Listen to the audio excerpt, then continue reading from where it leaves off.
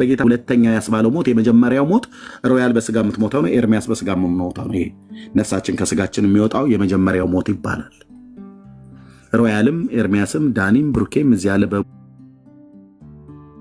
ይሞታል። ጀማልም ከበደም መሐመድም ክርስቲያኑም ሙስሊሙም አይሁዱም በሙሉ ይሞታል። እሱ የመጀመሪያው ሞት ነው። ሁለተኛው ሞት ማለት ግን አይሁንብህ የኔ ወንድም የምወድ ወንድሜ፣ ይሄ ሁለተኛው ሞት የተባለው የእሳት ባህር ውስጥ መጣል ነው።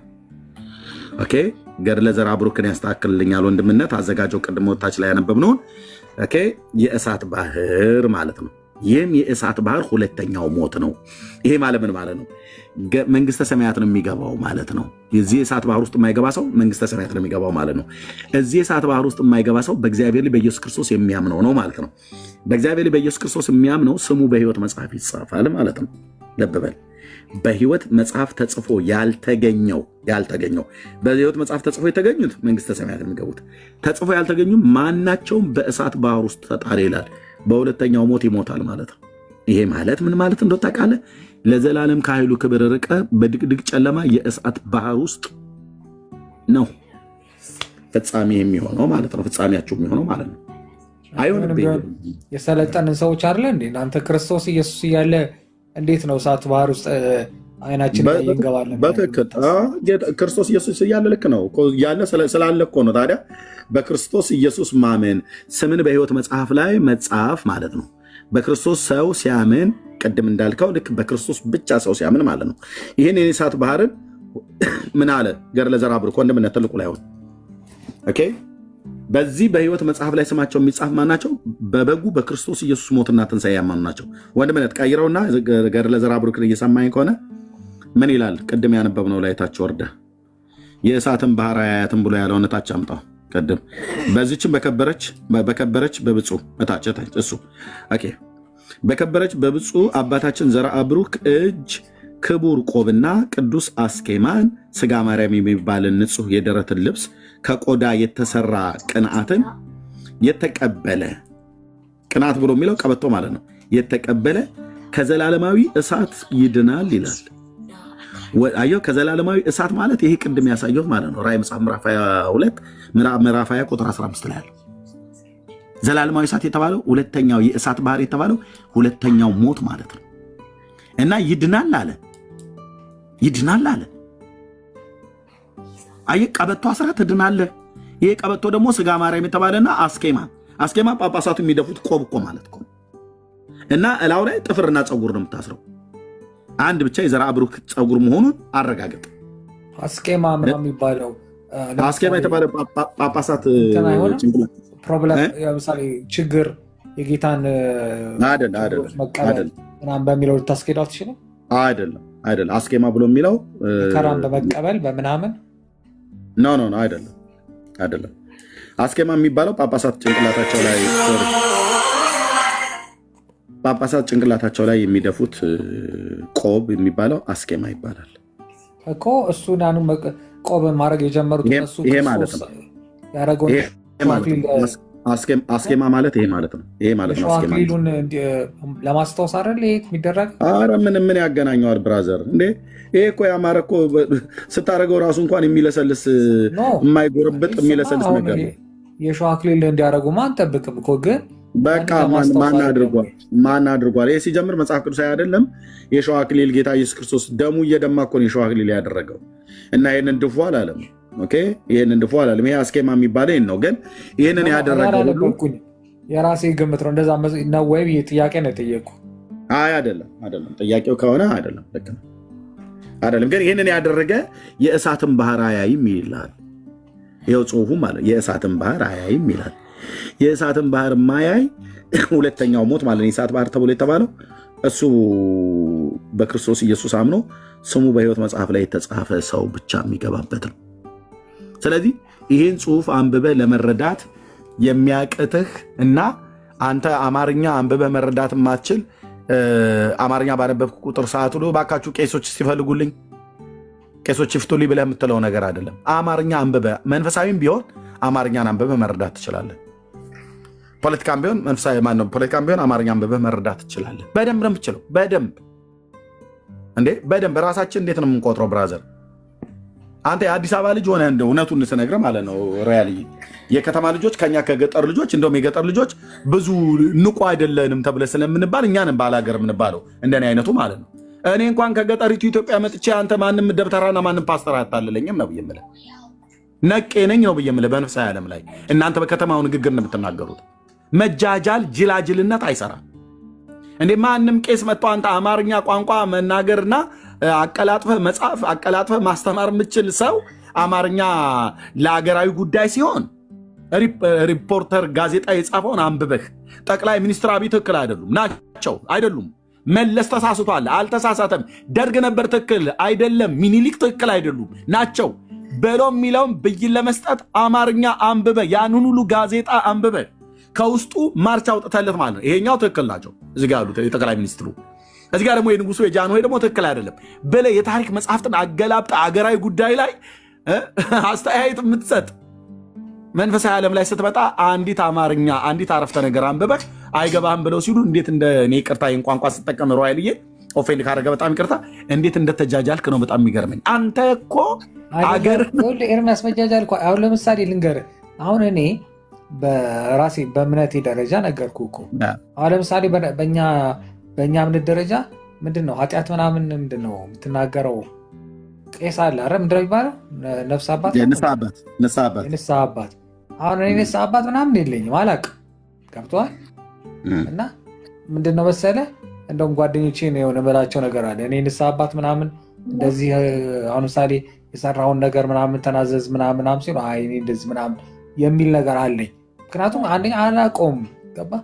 ያን ነገሩ ስለሌለውበት ስለማላውቀው ማለት ጥፋት ይሆን አይሆን አላውቀውም። እንግዲህ ወደፊት እየበሰልኩ ሲሄድ እንደዚህ አሁን እኮ ተመልከት እንግዲህ አሁን ቅድም አንተ ጋር ስገባ ወደ 20 ሰዓት ነው በእኛ አቆጣጠር 20 ሰዓት ነው 19 ሰዓት ገደማ። አሁን ወደ 21 ሰዓት ገደማ እናንተ ጋር 0 ሰዓት ነው ምናምን እናንተ ጋር ለበል ሀገር ቤት 0 ሰዓት ነው መሰለኝ አሁን። ስለዚህ ኖርማሊ ምንድነው መሰለህ ይሄ ራሱ አንድ ለውጥ ነው። እኔ አሁን ለምሳሌ ኤርሚያስ ቤት ስለገባሁኝ የፕሮቴስታንት ቤት ስለገባሁ ሌላው ይደብሯል አይደብረውም የሚል ሰው አይደለሁም። ነግሬያለሁ፣ በጣም ፍሪ ፐርሰን ነኝ። ስለዚህ እኔ የመሰለኝን መጠየቅ የመሰለኝን የሚግባባኝ ሰው ጠይቃለሁ፣ ምን እላለሁ፣ እረዳለሁ። እሱ ደግሞ ያስረዳኝ ነገር ደግሞ ያለኝ ይሄ ነው ምናምን የመጠየቅ ነገር አለ። ደግሞ አንተ ደግሞ ፍሬንድ ስላረከኝ የሚገርም ነገር ሁል ጊዜ ላይቭ ምናምን ላይ ከላይ ነው የምጠልፈኝ ማለት ይችላሉ። ከላይ ነው ልክ ላይቭ ገብቼ ቼክ ላድርግ ምናምን ስል መጀመሪያ አገኘሃለሁ ወደ አንተ ጋር እገባለሁ። ስለዚህ ገብቼም ደግሞ እኔ አስከፍተኛ አታውቅም፣ እኔ ነኝ ሳስከፋ የኖርኩት እንጂ ያው እረዳሃለሁ ምናምን ቢጠየቀውን ደግሞ እጠይቃለሁኝ፣ ያው ትነግረኛለህ። ከዛ በኋላ ደግሞ እኔም ደግሞ ሌሎችን እጠይቃለሁ ብለው እጠይቃለሁ። ለእኔ ይሄ እንደ አንድ እንትን አይደለም። ለእኔ በቃ አጋጣሚ በቃ እንደዚህ መሆኔም ራሱ ይገርመኛል። ባይብል ላይ እንደዚህ ዲስከስ ማድረጌ መጠየቄ ምን ማለት ለእኔ ራሴ እንደ ራዲካል ቼንጅ ብዬ ልለው ይችላሉ። ምክንያቱም እኔ በዚህ ሰዓት የት እንደምገኝ ስለማውቀው። ስለዚህ አሁን ይሄ ነገር ራሱ ለእኔ አንድ የህይወት ለውጥ ነው። ምክንያቱም ልጠይቅ እስቲ እንደዚህ እስቲ ልወቅ እስቲ እንደዚህ እምነቴ ምን ትላለች እስቲ ወደዚህ አሁን ወዳለህበት መረዳትና አሁን ወዳለህበት ወደ መጠየቅ እንድትመጣ ያደረገህ ግማ ነው በህይወት ያለ በእውነት ኤርሚያስ ነገርኩህ እኮ አንድ ውለታ ውለህልኛል እኮ አልኩህ። በእውነት እኔ አይደለሁም ከኔ በፊት አንድ አካል አለ። መጽሐፍ ቅዱስ አንብብ አልከኝ፣ አንድ ውለታው አልክልኝ። እኔ መጽሐፍ ቅዱስ አንብብ ነው ያልኩህ የኔ ሳይሆን ከኔ በፊት አንድ አካል አለ። አንተ አሁን ወዳለህ መረዳት ላይ እንደዚህ መንፈሳዊ ዓለም ላይ እንድትደማመጥ በጨዋነት እንድትጠይቅ ቀድሞ የነበረህን ነገር ደጋግመህ ስለምትናገር ማለት ነው። ከዚህ በኋላ ብዙም ባታነሳው ኦኬ። ቀድሞ መሳደብ መራገም ምናምን ነገር እንደዚህ አይነት መበሰጫጨት ነበረ። ኦኬ ያ ታሪክ አልፎ ሮያል አሁን ወዳለህበት ወንድሜ ወደ መጠየቅ እንድትመጣ ያደረገህ እኔ መጽሐፍ ቅዱስና አንብብ ያልኩ እንደ ወንድም ስለምወድህ እስኪ አንድ መጽሐፍ ቅዱስ አንብብ ወይ ቸርች ልጋብዝህ ብዬ ስልህ አይ ቸርቻችሁ አልሄድም ብለህ ስትለኝ በቃ መጽሐፍ ቅዱስ ልጋብዝህ ብዬ አልኩ። ከኔ በፊት ግን ይሄ መጽሐፍ ቅዱስ ልጋብዝህ ብዬ ከማለቴ በፊት አንተ ህይወት ውስጥ አንድ አካል አለ። አሁን ወዳለህበት መረዳት እንድትመጣ ያደረገህ ማን ነው? ሌላ ማን አለ? ክርስቶስ ነዋ። ክብር ለስሙ ይሁን፣ እሱ ነው። አየህ። ስለዚህ አሁን የትናንትናው ራስን ብለህ የምትለው እንኳን ማለት ነው ለእኔ አሁን ራዲካል ቼንጅ ነው አልከኝ። በቃ አየህ የህይወት ለውጥ በህይወቴ ላይ አይቻለሁ አልክ። ይህንን ህይወትን የለወጠልህ ኤርሚያስ አይደለም፣ ዳንኤል አይደለም፣ ማንም አይደለም። ይህንን እውነት እንድትፈልግ፣ ይህንን እውነት እንድትመለከተው፣ እንድታየው፣ በአንክሮት እንድታየው በቃ ውስጥ እኔ ራሴ እንኳን እንደ አንድ መንፈሳዊ ሰው የተረዳሁትኝ በቃ ምንም እንደዛ እንኳን እኔ በአንተ ልክ የሰደበኝ ሰው የለም ብዬ ባለም በጣም ብዙዎች አሉ የሰደቡኝ። ግን ያን ያህል እየተሳደብክ ግን ክርስቶስን የሚወድ ልብ እንዳለህ ያሳብቅብህ ነበር። ሮያል በደንብ የሚያሳብቅብህ። እንደዚህ የሚሆኑ ሰዎች ከጥቂቶቹ በስተቀር እግዚአብሔርም በጣም ነው የሚወዱት የሚፈልጉት። በእግዚአብሔር ጉዳይ ላይ የሚቀልዱ ሰዎች አይደሉም። እና ይሄንን ለውጥ በህይወት ላይ ያመጣ የማንም እጅ አይደለም። ትናንት ተሳዳቢ የነበረውን ወንድም አሁን ተረጋግቶ እንደዚህ ቁጭ ብሎ የሚያውቀውን ያብራራል፣ የማያውቀውን ይጠይቃል። አንደኛ ከኛ የምጠይቀውን እዚህ ትጠይቃለህ፣ የምትቀበለውን ትቀበላለህ፣ ማትቀበለውን አትቀበልም። ጴንጤውን ብዬ አውቃለሁ እኔ አሁን እስከ ዛሬ በዚሁ ንግግር ውስጥ እናልከኝ ኤርሚያስ ጴንጤውን ብዬ አውቃለሁ። ዛሬውኑ ጴንጤውን ብዬ አውቃለሁ። አታውቅም ነው በቃ እናወራለን። የምትቀበለውን ትቀበላለህ፣ ማትቀበለውን አትቀበልም። እዚህ ደግሞ ያልተቀበልከውን ሄደህ ደግሞ ከአባቶች ጠይቃለሁ ብለህ እንዳልክ በባለፈውም እዚህ መጽሐፈ ጤፉት ላይ ልክ እንደዚያው እንዳያስከው ሌሎችን ቪዲዮዎች መረጃዎችን ይዘህ ሄደህ የምትጠይቀውን ትጠይቃለህ ማለት ነው። ይህንን ሰው ታዲያ የትናንት ተሳዳቢ ዛሬ ተረጋግቶ ጠያቂ ያደረገው ማን ነው ተብሎ ቢባል የጌታ የኢየሱስ ክርስቶስ እጅና እጅ ብቻ ነው። ስለዚህ ክብሩ ለእሱ ብቻ ነው የሚሆነው ማለት ነው። ለማ ለጌታ ማለት ነው። እና እንደዚህ በሰከነ ነገር መነጋገር ብዙ ነገር ስትናገርም ሰው ይጠቀማል። ሰዎችም ሲናገሩ በአንክሮ ከሰማቸው እንደ እግዚአብሔር ቃል እስከተናገሩ ድረስ ይጠቅመዋል ማለት ነው። ቴንኪው ሮያል፣ የምትለው ነገር ካለ በልና። በቃ በጣም አመሰግናለሁ ኤርሚያስ። ማዳመጥ እወዳለሁ። ይገርምሃል፣ ብዙ ጊዜ ማዳመጥ እወዳለሁ። እንደገና ደግሞ ነገሮችን አገናዝቤ ደግሞ መጽሐፍም ምናምን አያቅተኝም፣ መናገርም አያቅተኝም። እና ምንድነው መሰለህ አንድ መጽሐፍ ቅዱስን አንብብ ያልከኝ ነገር አንድ ለውጥ ማምጣቴ ገብቷል። መጽሐፍ ቅዱስን ማንበቤ ለውጥ ያመጣል። ከዛ በፊት ደግሞ እግዚአብሔር አምላክ እስቲ እንደው ባይገርምህ ብታምንም ባታምንም ማለት ነው እኔ በፊት ከታች ለአንተ ምጽፍልህ ስድቦች አሉ አይደለ? ሊገለጹ የማይችሉ ማለት ነው። ሊገለጹ የማይችሉ ያ ነገር ሪከርድ ሆኖ ልጄ ብታየው ማፍርበት ማለት ነው። እኔ አይደለሁም ልጄ ብዬ ምምልበት እና ያን ነገር የሆነ ቦታ ላይ በሆነ ነገር ሰዎች የተከራከሩ አንዱ ሲጽፍ አይቼ እኔ ራሴ የጻፍኩት መስሎ ሸከከኝ። እንዴት ደነገጥኩ መሰል እና ለካ እንደዚህ ሌላ ሰዎችም ሲያዩት ምን አይነት ሰው ነው ይሉኝ ነበር ማለት ነው አልኩኝ። ታውቃለህ አሁን ምን አልክ መሰል እንደዚህ አይነት የጸጸት መንፈስ አምላኬ ሆይ ወደ እኔ ጭንቅላት ካስገባ የሆነ ነገር እየኮረኮመኝ ነው፣ ለውጥ እየሰጠኝ ነው፣ ፈጣሪ ወደ እኔ ጋር እየተጠጋ ነው አልኩኝ። ታውቃለህ ምክንያቱም እኔ ስለማውቀው ነው። አንድ ነገር ለውጥ እያመጣሁ ነው። በቃ እግዚአብሔር እየመራኝ ነው። መጽሐፍ ቅዱስ ሳነብ እንደገና አንዳንድ ነገሮች ስጠይቅ ስለ መጽሐፍ ቅዱስ ታውቅ በቃ ይሄ የሪሊጅን ጉዳይ ሳይሆን ኖርማሊ እንደዚህ ነገሮች አምላኬ ሆይ ኧረ እየረዳኝ ነው ተመስገን አልኩኝ። ለምን በጣም ነው እኔ ነገርኩህ እኮ እኔ እንደውም አንተ ትዕግስት ያንተ ትዕግስት እኔ እንጃ ገልጬም አልጨርሰውም። ለጌታ ክብር አድርገኝ አታውቅም። እኔ ይገርመኛል። ለጌታ ክብር ሳታረገኝ ራሱ ያን ያክል ጊዜ መቆየት ራሱ ገርሞኛል። ስለዚህ እዚህ ነገር አመሰግናለሁ።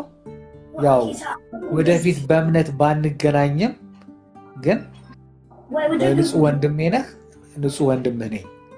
ወደፊት እንደማንገናኝ በእምነት ኤርሚያስ ነገር ያለው አይደል? ችግር የለም። አንተም የራስን ተናግራን እኔም የራሴን ተናግሬያለሁ። አድራጊው የትናንትናው ሮያል ያ የምትሰድበኝ የምትረግመኝ ጸያፍ ነገር አሁን እንኳን ራሱ አስታውሰ ልጄ እንኳን ብታይ እጅግ ላፍርበት የምችለውን ነገር ስጽፍ የነበርኩት ያ ሰው እኔ ነኝ ወይ ብለህ ያልከው ሰው ይሄ ሰው ተቀይሮ ከኤርሚያስ ጋር እንደዚህ በትዕግስት ያወራል ብሎ ያሰበ ማን ነበረ ብለህ ብትለኝ ማንም። እኔም ራሱ እንኳን አላሰብኩም፣ ግን አምን ነበር በጌታ ማለት ነው። እኔ በጌታ አምናለሁ፣ በእግዚአብሔር አምናለሁ።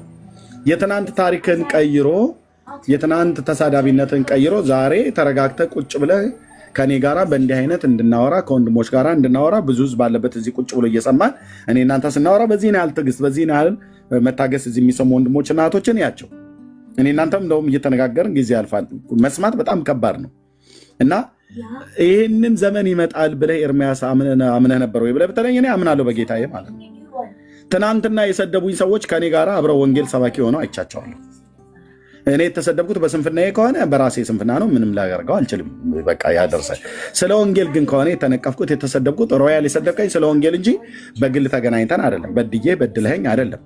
ኦኬ ታዲያ የትናንትናውን ተሳዳቢ ወንድሜ ሮያልን በእንዲህ አይነት ትዕግስት ቁጭ ብሎ ተነጋግሮ ቁጭ ብሎ እንዲነጋገር ይህንን ማስተዋልና ይህንን ጥበብ ይህንን መረዳት የሰጠው ማን ነው ብዬ ስል ቅድም የጠየቁ ኢየሱስ ክርስቶስ ነው አልከኝ። አዎ። ስለዚህ ክብር ለስሙ ይሁን። ትናንትና ተሳዳቢ የነበረውን ዛሬ በእንደዚህ በትዕግስት ቁጭ ብሎ እንዲያወራና እንድንነጋገር ያደረገ ጌታ የዛሬውን ደግሞ በትዕግስት ቁጭ ብሎ ሰሚውና ተነጋጋሪውን ወንድሜን ነገ ደግሞ በክርስቶስ ኢየሱስ በእግዚአብሔር መንግስት ውስጥ አብረን ኢየሱስ የእግዚአብሔር ልጅ ጌታና አዳይ ነው ብለን ማንሰብክበት በእግዚአብሔር ማለት ታመንበት አንዳችን ምክንያት የለም። የአንተ አቋምህ ነው። አንተ አቋምህ ነው። መቼም ቢሆን ጴንጤ ያልሆንም ነው ብለህ ያልከው። እኔ ደግሞ ወንድሜ ሮያል የጨረስኩት ታሪክ ገድ የለም። እሱ የደመደምከውን ግን ይኸውልህ የደመደምከውን ወረቀት እንደዚህ እንደሚገለጥ የሰራዊት ጌታ እግዚአብሔር ሕይወታችንን የኔንም ያንተንም እየገለጠ የሚያየው አምላክ ምን እንደሚል ላሳየ። የሰው ዕድሜ ምን ያለ ነው ይላል። የሰው ዕድሜ አዎ፣ የወሩም ቁጥር በአንተ ዘንድ ነው፣ እርሱም ሊተላለፈው የማይችለውን ጆኒሽ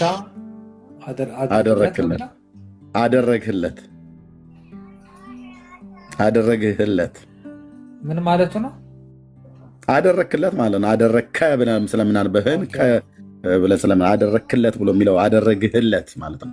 ትክክለኛው አጻጻፍ አደረግህለት ነው። ብዙ ጊዜ ስናወራ አደረክለት እንላለን፣ እንጨምራለን። ያው በተለምዶ ነው እንጂ ጽሁፍ ላይ ግን አይጨምርም። አደረግህለት ይላል። አድርግልኝ፣ አደረግሁለት፣ አደረገችለት፣ አደረገላት ተብሎ እንደሚባለው ማለት ነው። ኦኬ እርሱም ሊተላለፈው የማይችለውን ዳርቻን አደረክለት ይላል። ለማ ለሰው ምን ዕድሜ? ሰው ማለት ማን ነው?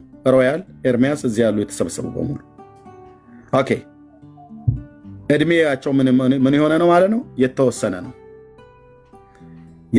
ነው። የተወሰነ ብሎ ማለት ምን ማለት ነው? የተገደበ ነው ማለት ነው። የተቆረጠ ነው ማለት ነው። የተወሰነ ብሎ የሚለው ቃል የሮያል ዕድሜ የተወሰነ ነው። የኤርሚያስም ዕድሜ የተወሰነ ነው።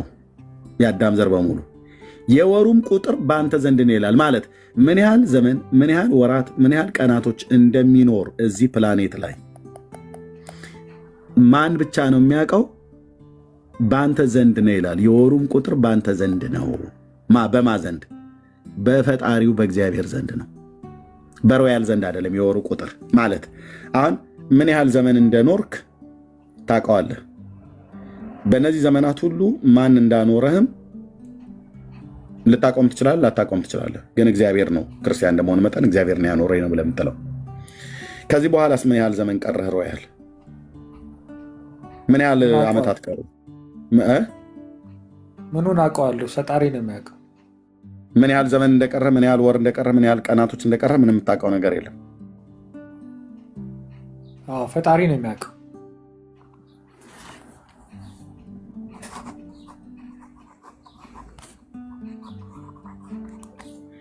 የሚያውቅ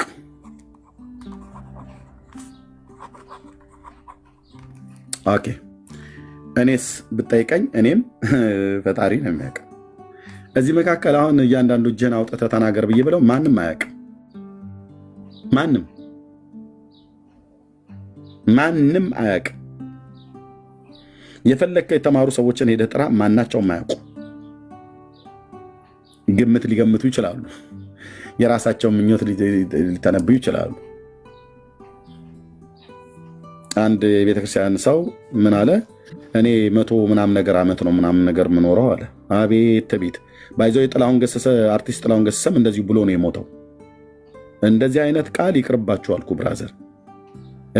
አያቶቼ 100 ምናምን ነገር ዓመት ደፍነዋል እኔም እደፍናለሁ ብሎ አላለም?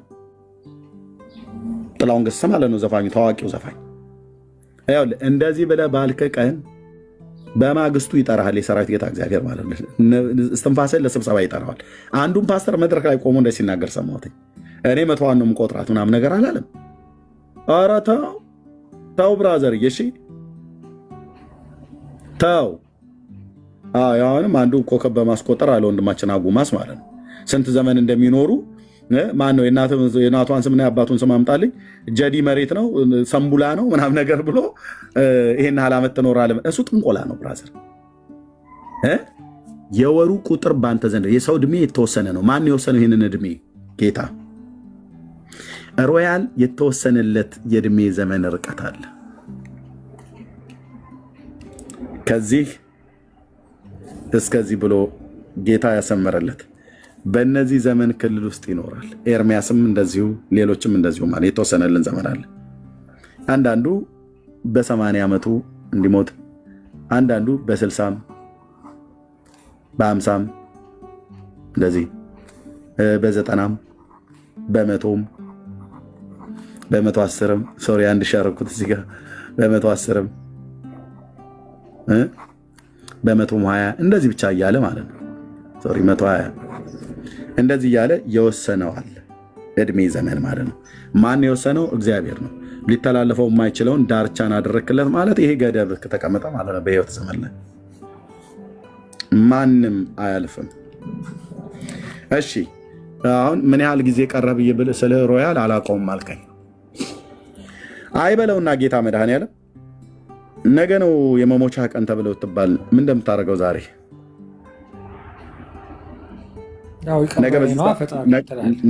ነገ በዚህ ሰዓት ይህንን ዓለም ለቀህ ትሄዳለህ ተብለህ ብትባል ምን እንደምታደርገው አሁን ባለ ህይወት? ያው ፈጣሪ እስካሁን የሰራሁትን ይቅር በለኝ ነው። ሌላ ምን ይባል? ኦኬ ይቅር በለኝ ብቻ ነው ብለህ የምትለው? ኦኬ ይቅር በለኝ ትለዋለህ። አሁን ባለ ህይወት ብትሞት የት ነው የምትገባው? አሁን እንኳን በጣም ከባድ ነው። በቃ መልሰው የት ነው የምትገባው? ከባድ ነው። እዚህ ጋር አንድ መንገድ አለ። እምነቴን አልያዝኩማ። የት ነው ታዲያ የምትገባው? ያው ሲኦል ነው። ሌሊት እንገባለን እኛ። የሲኦል ነን። ኦኬ ስለዚህ አሁን ባለ ህይወት ሆነህ ብትሞት የት ነው የምትገባው? ሞት የሚባል እዚህ ጋር አለ። በሞት ሰረገላ ሰው ተጭኖ ነፍሱ ከስጋው ይወጣል። ከዛ ሲሄድስ ገነትና ሲኦል አለ። የት ነው የምትገባው? ራስ ህይወትን ስለምታውቀው የት ነው አልክ? አድራሻ ሲኦል ነው አልክ። ስለዚህ ጌታ አይበለውና ነው ያልኩትኝ። እግዚአብሔር ረጅምን ዕድሜ ይስጥህ። ጌታ አይበለውና ግን ብትሞት የት ነው የምትገባው? ሲኦል ነው። ለምን? ህይወትህን ስለምታውቀው። ሶሪ ለምን? ህይወትህን ስለምታውቀው። ጉዳይ ግን አይደለም ታውቃለህ። ከእምነት ጉዳይ ነው እንጂ ህይወት ብለህ ያልከው ምንድን ነው? አይደለም እምነት ጉዳይ የምልህ እምነቴ ያዘዘችኝ ስላልፈጸምኩኝ ነው። ኦኬ እምነቴ ያዘዘችው ምን ነበረ? እምነት ያዘዘችኝማ ዓለምን ክደህ ክርስቶስ ኢየሱስን ተቀብለህ በክርስቶስ ኢየሱስ እሱን እያሰብክ ዘላለም ኑር ብላ ነው ኦርቶዶክስ የምታስተምረኝ። ያንን ግን ስላልተከተልኩኝ ከእምነቴ ውጭ ስለሆንኩኝ እግዚአብሔርን መንገድ አልተከተልኩም። ስለዚህ በነገው ሰዓት ላይ አሁን በምናወራበት ሰዓት ላይ ሮያል ይሞታል ተብሎ ቢባል እና አሁን እንዳልከው መጨረሻ ገሃነመ እሳት ቢወርድ በማን ነው ብለህ የምታደርገው? በቤተክርስቲያን ነው ወይስ በራስህ? በራሴ 1000% በራሴ። ለምን? ጌታን ስላልተቀበልክ አይደል? ጌታንም እግዚአብሔርም አግኝቻለሁ። ግን ጌታን ካገኘው ታዲያ ለምንድነው ሲኦል የገባኸው? አልኖርኩትማ። መኖር አለብኛ። የእሱን ፍቃድ የአምላኬን ፍቃድ መኖር አለብኝ። ኦኬ የእሱን ፍቃድ ለመኖር ትምህርት መማር አለብህ አይደል? እኮ ልብ ያልፈቀደማ እኔ ነኛ። የእኔ ስንፍና ነዋ። እሺ አንተ እሺ እንደዚህ ብለህ እሺ ሲኦል አድርገው። እንዳንተ አይነት ኦርቶዶክስ በሚሊዮን የሚቆጠሩ ኦርቶዶክስ መጨረሻው የት ነው? ልክ በአንተ አይነት ህይወት የሚኖሩት ሰዎች አሉ። ከአንተ እንደውም የከፋ ህይወት የሚኖሩ ሰዎች ሁሉ አሉ፣ በሚሊዮን የሚቆጠሩ መጽሐፍ ቅዱስ አንድ ቀን አንብበው የማያውቁ አምላካቸውን እግዚአብሔርን ራሱ እንኳን በቅጡ የማያውቁ በስም ደረጃ ካልሆነ በስተቀር እነሱስ መጨረሻቸው የት ነው ብዬ ብልህ ሃይማኖት አያድንም። በቃ አጭሩ ነገር እሱ ነው። ሃይማኖትህ አያድንም። ካቶሊክ ሆንክ፣ ኦርቶዶክስ ሆንክ፣ ፕሮቴስታንት ሆንክ እንደ ቃሉ ካልኖርክ ሃይማኖት አያድንም ብዬ ነው ማስበው። ስለዚህ መጨረሻ ሲሆን ነው ማለት ነው። እነሱም አንተም ማለት ዝም ብለህ ተንዝራዝረህ ኑረህ ጌታ ምናምን ብለህ መጨረሻ ላይ እንደዛ እኔ አይመስለኝም። ስለዚህ ልክ ነህ እኮ ተንዘላዝሎ ኖሮ ገብቶ መግባት አይቻልም። ስለዚህ ቀን ሳለ አሁን ሮያል ማድረግ ያለበት ቀን ሳለ እንግዲህ ነገ እንደ ምሳሌ ነው ያልኩት፣ ነገ የምትሞትበት ነው ተብሎ ቢባል እና ድንገት ብትሞት በዚሁ አይነት ህይወት ስርዓት ውስጥ ኖረህ ብትሞት መጨረሻ ሲኦል የሚሆን ከሆነ እግዚአብሔር ለነገ የምሕረትን ጊዜ ካበዛልህ በዚህ በጨመረልህ ቀን ላይ ሆነህ እንደ ፍቃዱ መኖር አለብህ አይደል? እንደ ፍቃዱ መኖር አለብህ ብለህ ስትል ስለነበረ ያን ደግሞ ለመኖር መወሰን አለብህ አይደል? አዎ። ለምሳሌ ከክፉ ባልንጀርነት መራቅ ካለብህ መራቅ አለብህ። ለምሳሌ አሁን ወደ መጠጥ ቤት የሚመሩ ጓደኞች ከሆኑ ጌታን በማያከብር አይነት ህይወት እየተመላለስኩ ነው፣ በዓለም ነኝ ያለሁት፣ የተለያየ ነገር አድርጋለሁ ብለህ ብትል ወደዛ ሊገፋፋ የሚችለውን ቦታ ወይ አንተ በራስህ ማቆም አለብህ፣ ጓደኞችም ካሉ መለየት አለብህ ማለት ነው። ለማስትለው ለራስህ ህይወት ስትል ለምትለየው ማለት ነው። እግዚአብሔርን በሚያከብር ህይወት መኖር እፈልጋለሁ ብለህ ከምንም በላይ ግን ወደ መጠጥ መሄዱና አለመሄዱ አይደለም። በመጀመሪያ መጠጥን እያቃለልኩ አይደለም። በመጀመሪያ እግዚአብሔር አብ በላከው በልጁ በክርስቶስ ኢየሱስ ሮያልዬ ይህን ቃል ብጠቀም ኦፌንድ ያደርግሃል፣ ግን ካደረገ በጣም ይቅርታ። በጌታ በኢየሱስ ክርስቶስ ይቅርታ ብያለሁ።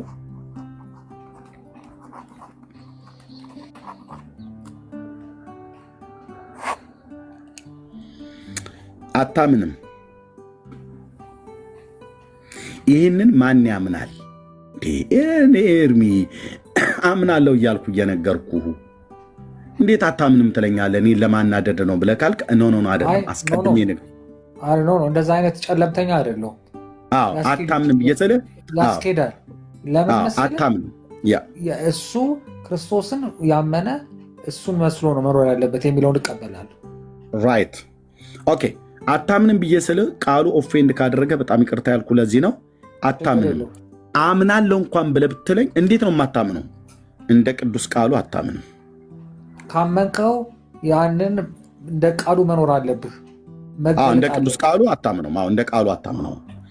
እምነት እንኳን አለ ብለህ ብትል ከቃሉ ውጭ ባለ እምነት፣ ከቃሉ ውጭ ባለ እውቀት ነው የምታምነው።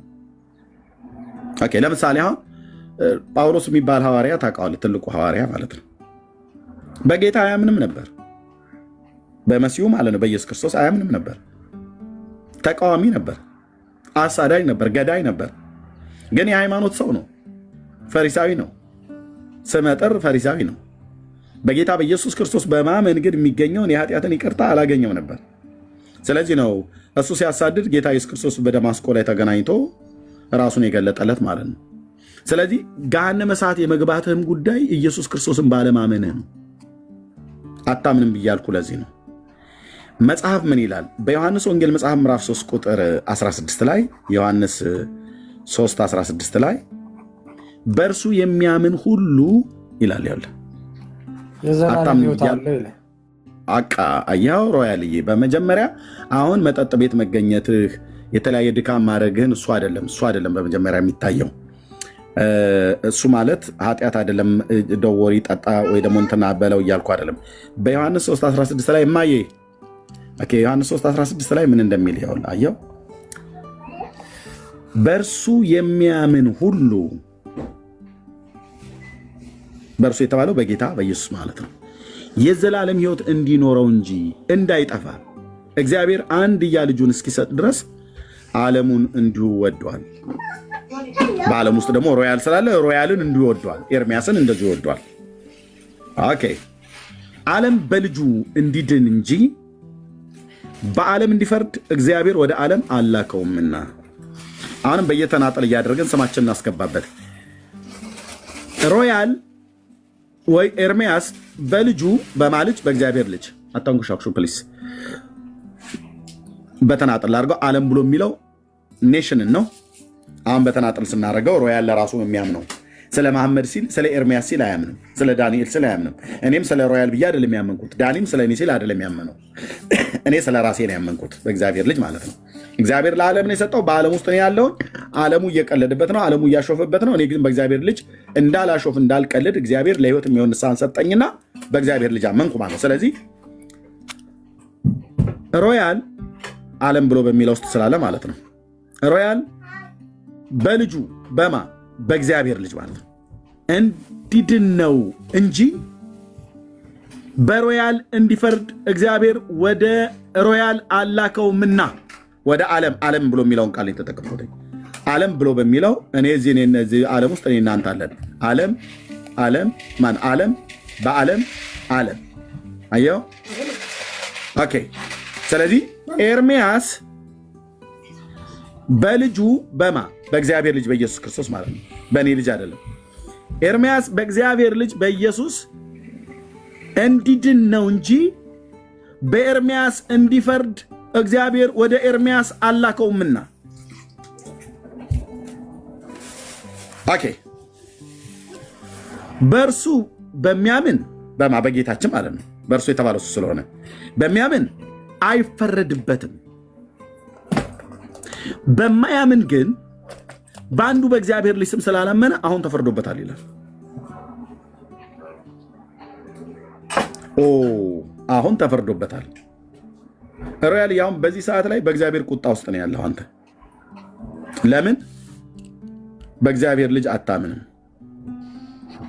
ለዚህ ነው ብትሞት የት ትገባለህ ብዬ ስልህ ሲኦል ነው የምገባው አልከኝ። ትክክለኛ ፍርድ ነው ባይዘው የፈረድከው። ትክክለኛ የሆነ ፍርድ ነው የፈረድከው። አሁን ባለ ህይወት፣ አሁን ባለ መረዳት፣ አሁን ባለ ክርስትና፣ አሁን ባለ መንገድ አድራሻ ሲኦል ነው ማለት ነው። ትክክለኛ ህሊናህ ለእውነት የቆመ ትክክለኛ ምስክርነት የተመሰከርከው። ኦኬ። በፍርድ ውስጥ ለምንድን ነው ከፍርድ ውስጥ ለመውጣት ምንድን ነው ማድረግ ያለብህ? እዚሁ ክፍል ላይ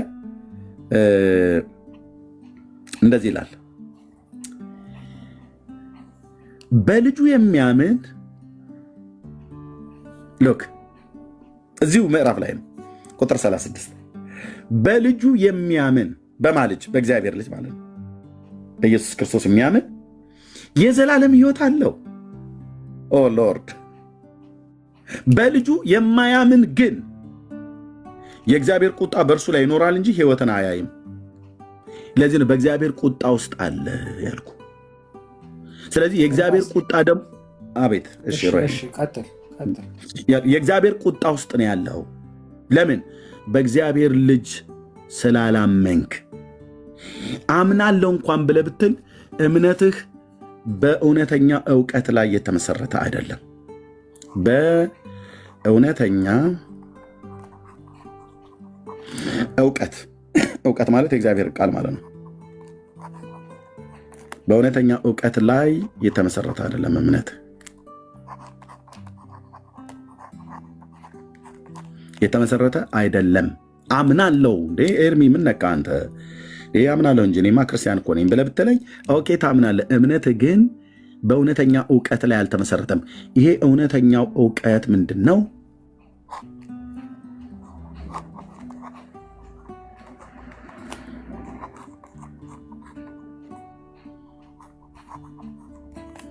ቅዱስ ቃሉ ነው። ቅዱስ ቃሉን ደግሞ መቼ ነው ሮያልዬ ማንበብ የጀመረው? በባለፈው ሳምንት ላይ።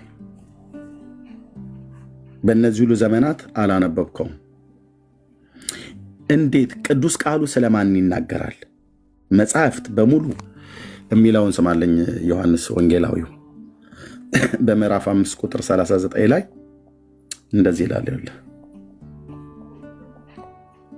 39 ላይ እናንተ በመጽሐፍት የዘላለም ሕይወት እንዳላችሁ ይመስላችኋል አላቸው። እነርሱን ትመረምራላችሁ፣ እነርሱ ስለ እኔ የሚመሰክሩ ናቸው አለ። አየህ፣ መጽሐፍት በሙሉ የሚመሰክሩት ስለማን ነው ማለት ነው? ስለ እግዚአብሔር ልጅ ነው። ምስክርነታቸው ምንድን ነው? መጽሐፍት የተባሉት ቅዱሳት መጽሐፍት ምስክርነታቸው ምንድን ነው ብለን ስንል በክርስቶስ ኢየሱስ አምኖ ሰው የዘላለምን ሕይወት እንዲያገኝ በሙሉ ይናገራሉ። ለምሳሌ እዚህ ጋር ብቻ ሳይሆን ሉቃስ ሲጽፈው ምዕራፍ 24 ቁጥር 44 ላይ እንደዚህ ይላል። 44 ላይ በዚያን ጊዜ ከቁጥር 44 ጀምሮ እርሱም ከእናንተ ጋር ሳለው በሙሴ ሕግና ቶራ ማለት ነው። ቶራ ወይ ታናክ ተብሎ ቶራ ማለት ነው። ፔንታቱኩ ማለት ነው። 5ቱ ብሔረ ኦሪት የሙሴ መጽሐፍት በሙሴ ሕግና በነቢያት በመዝሙራትም እነዚህ የመጽሐፍ ጥቅልሎች ናቸው። በብሉይ ኪዳን ስለ እኔ የተጻፈው ይፈጸም ዘንድ ይገባል ብዬ ነገርኳችሁ ቃሌ ይህ ነው ካለ በኋላ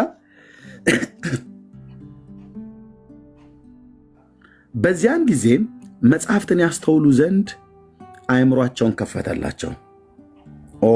ስለ እሱ የሚናገሩትን መጽሐፍትን እንዲያውቁ አእምሯቸውን ከፈተላቸው። ስለ እሱ የሚናገሩት መጽሐፍት እነማን ናቸው? የሙሴ ሕግና የነቢያት የመዝሙራት መጽሐፍት ማለት ነው። አሁን ደግሞ በእኛ ዘመን ስናይ ወንጌሉና መልእክታቱ ተጨምሮ ራእዩም ተጨምሮበት ማለት ነው። በእጃችን ላይ ያለው መጽሐፍ ቅዱስን ያስተውሉት ዘንድ አንብበው አእምሯቸውን ከፈተላቸው ይላል። ይሁንልን፣ ጌታ እግዚአብሔር ስሙ ይባረክ። ከዛ እንዲህ አላቸው፣ ክርስቶስ መከራን ይቀበላል። ስለማ ሲል ስለ ሮያል፣ ስለ ኤርምያስ፣ ስለ ዓለም ሁሉ መከራን ይቀበላል። በሦስተኛውም ቀን ከሙታን ይነሳል ካለ በኋላ በስሙም ንስሐና የኃጢአት ስርየት፣ የኃጢአት ይቅርታ ማለት ነው። ስርየት ብሎ የሚለው የግዕዝ ቃል ነው። በስሙም ንስሐና የኃጢአት ይቅርታ ከኢየሩሳሌም ጀምሮ በአሕዛብ ሁሉ ይሰበካል ተብሎ እንዲሁ ተጽፏል። እናንተም ለዚህ ምስክሮች ናችሁ ብሎ አለ ማለት ነው ጌታ። ኦኬ፣ በስሙ ንስሐና የኃጢአት ይቅርታ ታገኛላችሁ። ይህንን የሚናገሩት እነማን ናቸው? በሙሴ ሕግና በነቢያት የመጽሐፍ ጥቅልሎች ቶራ፣ ነቢይም፣ ክቱቪም ማለት ነው። የመዝሙራት መጽሐፍት፣ የነቢያት መጽሐፍት፣ የሙሴ ሕግ ማለት ነው መጽሐፍት። የብሉይ ኪዳን መጽሐፍ ጥቅል 39ኙ መጽሐፍቶች እዚህ ውስጥ የተጠቀለሉት ከእነዚህ መጽሐፍቶች ጥቅልል ውስጥ አያልፉ። አንድ ነገር የምነግርህ ቅድም ያልኩ ነገር ነው። ዞሮ ዞሮ የመጣሁት ማለት ነው። አፕሪሼት አመሰግናለሁ በጣም ማለት እንደዚህ ብሪፍ አድርገህ መግለጽህ ምናምን ትክክል ነው። አንድ ሰው እንዲድን አንድ ሰው ህይወቱ እንዲለወጥ ነው እንጂ አንተ ምንም የምታገኘው ነገር የለም ከዚህ የለም። እኔ ከማሰብ ያረቀው ነገር ነው። እግዚአብሔር ይስጠኝ፣ አመሰግናለሁ በጣም። ግን አንድ ነገር ብነግርህ እኔ ካለኝ ደካማነት እንጂ ያለሁባት እምነቴ ምን አሳጣች? ምንም። የዘላለም ህይወት አሳጥታለች። አላሳጣችኝም። አሳጥታለች። ኤርሚ ቆይ አዳምጠኝ። ዝም ማዳምጠውት አዳምጠኝ። ለምሳሌ አሁን የእኔ ድክመት እንጂ መጽሐፍ ቅዱስን አታንብብ አላለችኝም። ክርስቶስ የዘላለም ህይወት ይሰጣል፣ አንተ እሱን ተከተለው ያለችኝ ነገር አለመከተሌ ነው የኔ ጥፋት እንጂ ይህን ተከተለው ብላኛለች። የክርስቶስ ስጋና ደም ውሰድ ብላኛለች። ቤተክርስቲያን ሁሉን ነገር ለድህነት የሚያስፈልጉ ነገሮችን ሁሉ ቤተክርስቲያኔ ለእኔ ታደርግልኛለች። ግን እኔ ልቤ ድፍን ስላለና ያንን ነገር መከታተል ስላቆምኩኝ ስላቆምኩ ሳይሆን አድርጌው ስለማላቅ፣ ሁለተኛ ደረጃ ደግሞ መጽሐፍ ቅዱስን አለማንበቤ ዋናው ድክመቴ። ስለዚህ መጽሐፍ ቅዱስን ማንበብ ስጀምር አሁን ምንድነው እነዚህ ነገሮች እየተገለጹልኝ ይሄዳሉ። እኔ አሁን ብዙ ጊዜ የማላምንበት ነገር ምንድን ነው? አንዳንድ ሰዎች እኔ ጠጭ ነበርኩኝ፣ እኔ ቃሚ ነበርኩኝ፣ እኔ እንደዚህ ነበርኩኝ፣ በጣም ጌታን ስቀበል ህይወት ሲስተካከል እንዴ በፊት የነበርክበት እምነት ማን አጭስ ይል ነበር እንዴ? ጠጣ ይል ነበር እንዴ? እላለሁ እኔ ብዙ ጊዜ። ዘሙት ይል ነበር እንዴ? አይልም። ግን የዛ ሰው ድክመቱን ወደ አንድ እምነት ተቋም ይወስድና ያንን እምነት ልክ ያን ነገር እንደሚገፋፋ፣ ለምሳሌ ኦርቶዶክስ ለምሳሌ ብንወስደው ኦርቶዶክስ የነበረ ሰው ፕሮቴስታንት ሲሆን ድሮ አጭስ ነበር፣ ድሮ ቅም ነበር፣ ድሮ ጠጣ ነበር፣ ድሮ እንደዚህ ክለብ ነበር ማሳለፈው። እንዴ ኦርቶዶክስ እኮ ክለብ ግባ አትልም። ኦርቶዶክስ እኮ አጭስ አትልም። ኦርቶዶክስ እኮ ጠጣ አትልም። ኦርቶዶክስ እኮ አመንዝር አትልም። ስለዚህ ይሄን ነገር ብዙ ጊዜ ሃይማኖትን አታክ ሲያደርጉበት እናድዳለን። ምክንያቱም የራሳችን ድክመት ነው። ያ የግለሰቦች ድክመት ሃይማኖት ሲጠቃ አልወድም። ምክንያቱም እኛ የራሳችን ድክመትን ሃይማኖት ላይ ባንለጥፈው እንዴ እኔ ለምሳሌ እኔ ባለሁበት አሁን ሃይማኖት ሮያልዬ አሁን አንተ የምትጠጣው አሁን ባለሁበት እምነት ክርስቶስ አዳኝና ሕይወቴ ነው ብዬ አምኜ መጽሐፍ ቅዱሴን እያነበብኩኝ በክርስቶስ መንገድ ብመላለስ ምንድነው ከሕይወቴ ማጣው? ምንም አላጣም። ቆይ አሁን አንተ የኔ መዘላዘል ነው ሃይማኖት አይደለም ጥፋቱ ብዬ ሁል ጊዜ አስባለሁ። አሁን እኔ እጠጣለሁ አልክ፣ በሰዓት ቢራ ነበር የሚይዘው አልክ። እውነተኛ ኦነስት ሰው ስለሆንክ ጌታ እግዚአብሔር ይባርክ። እግዚአብሔር እንደዚህ አይነት ሰዎችን የሚወደው ኦነስት፣ አትደብቅም። በእግዚአብሔርም ፊት በእኛ ፊት የተናገርክ በእግዚአብሔር ፊት አታፍርበትም። ለምን እንደምትጠጣው መንፈሳዊ እውቀት ስላጣህ ነው ብዬ ብል እሳሳታለሁ? ነው መንፈሳዊ እውቀት ማጣት ሳይሆን ወደ መንፈሳዊ እውቀት ወደሚገኝበት መሄድ ፍላጎት ማጣት። መንፈሳዊ እውቀት ስላጣህ ወደ ቤተክርስቲያኔ ብጠጋ የሃይማኖት አስተማሪዎችን ብከታተል ከዚህ ነገር ውስጥ እንደዚህ ዓለማዊ ነገር ውስጥ አልገባም። መንፈሳዊ እውቀት ስላጣህ ነው ባጭሩ። መንፈሳዊ እውቀቱ ቢኖርህ ኖሮ መንፈሳዊነቱ የበለጠ ይሆን ነበር። መንፈሳዊነቱ እየበዛል በሚሄድ ሰዓት ላይ ለጌታ ትገዛ ነበር እኮ። የኔ አላንኳኳውማ አንኳኩ ልመጣልህ ነው። ለጌታ ትገዛ ነበር። ለጌታ አልገዛም ብለህ ያልከው ለምንድነው? መንፈሳዊ እውቀት ስላጣ ነው። ኧረ ሌሎች ሰዎች ሊያወሩ ከፈለጉ ያወሩ። በእናትህ ችግር የለም። መንፈሳዊ እውቀት ስላጣ ነው። መንፈሳዊ እውቀት ስላጣ ነው። መንፈሳዊ እውቀትን ከየት ነው የምታገኘው? ከቤተ ክርስቲያን።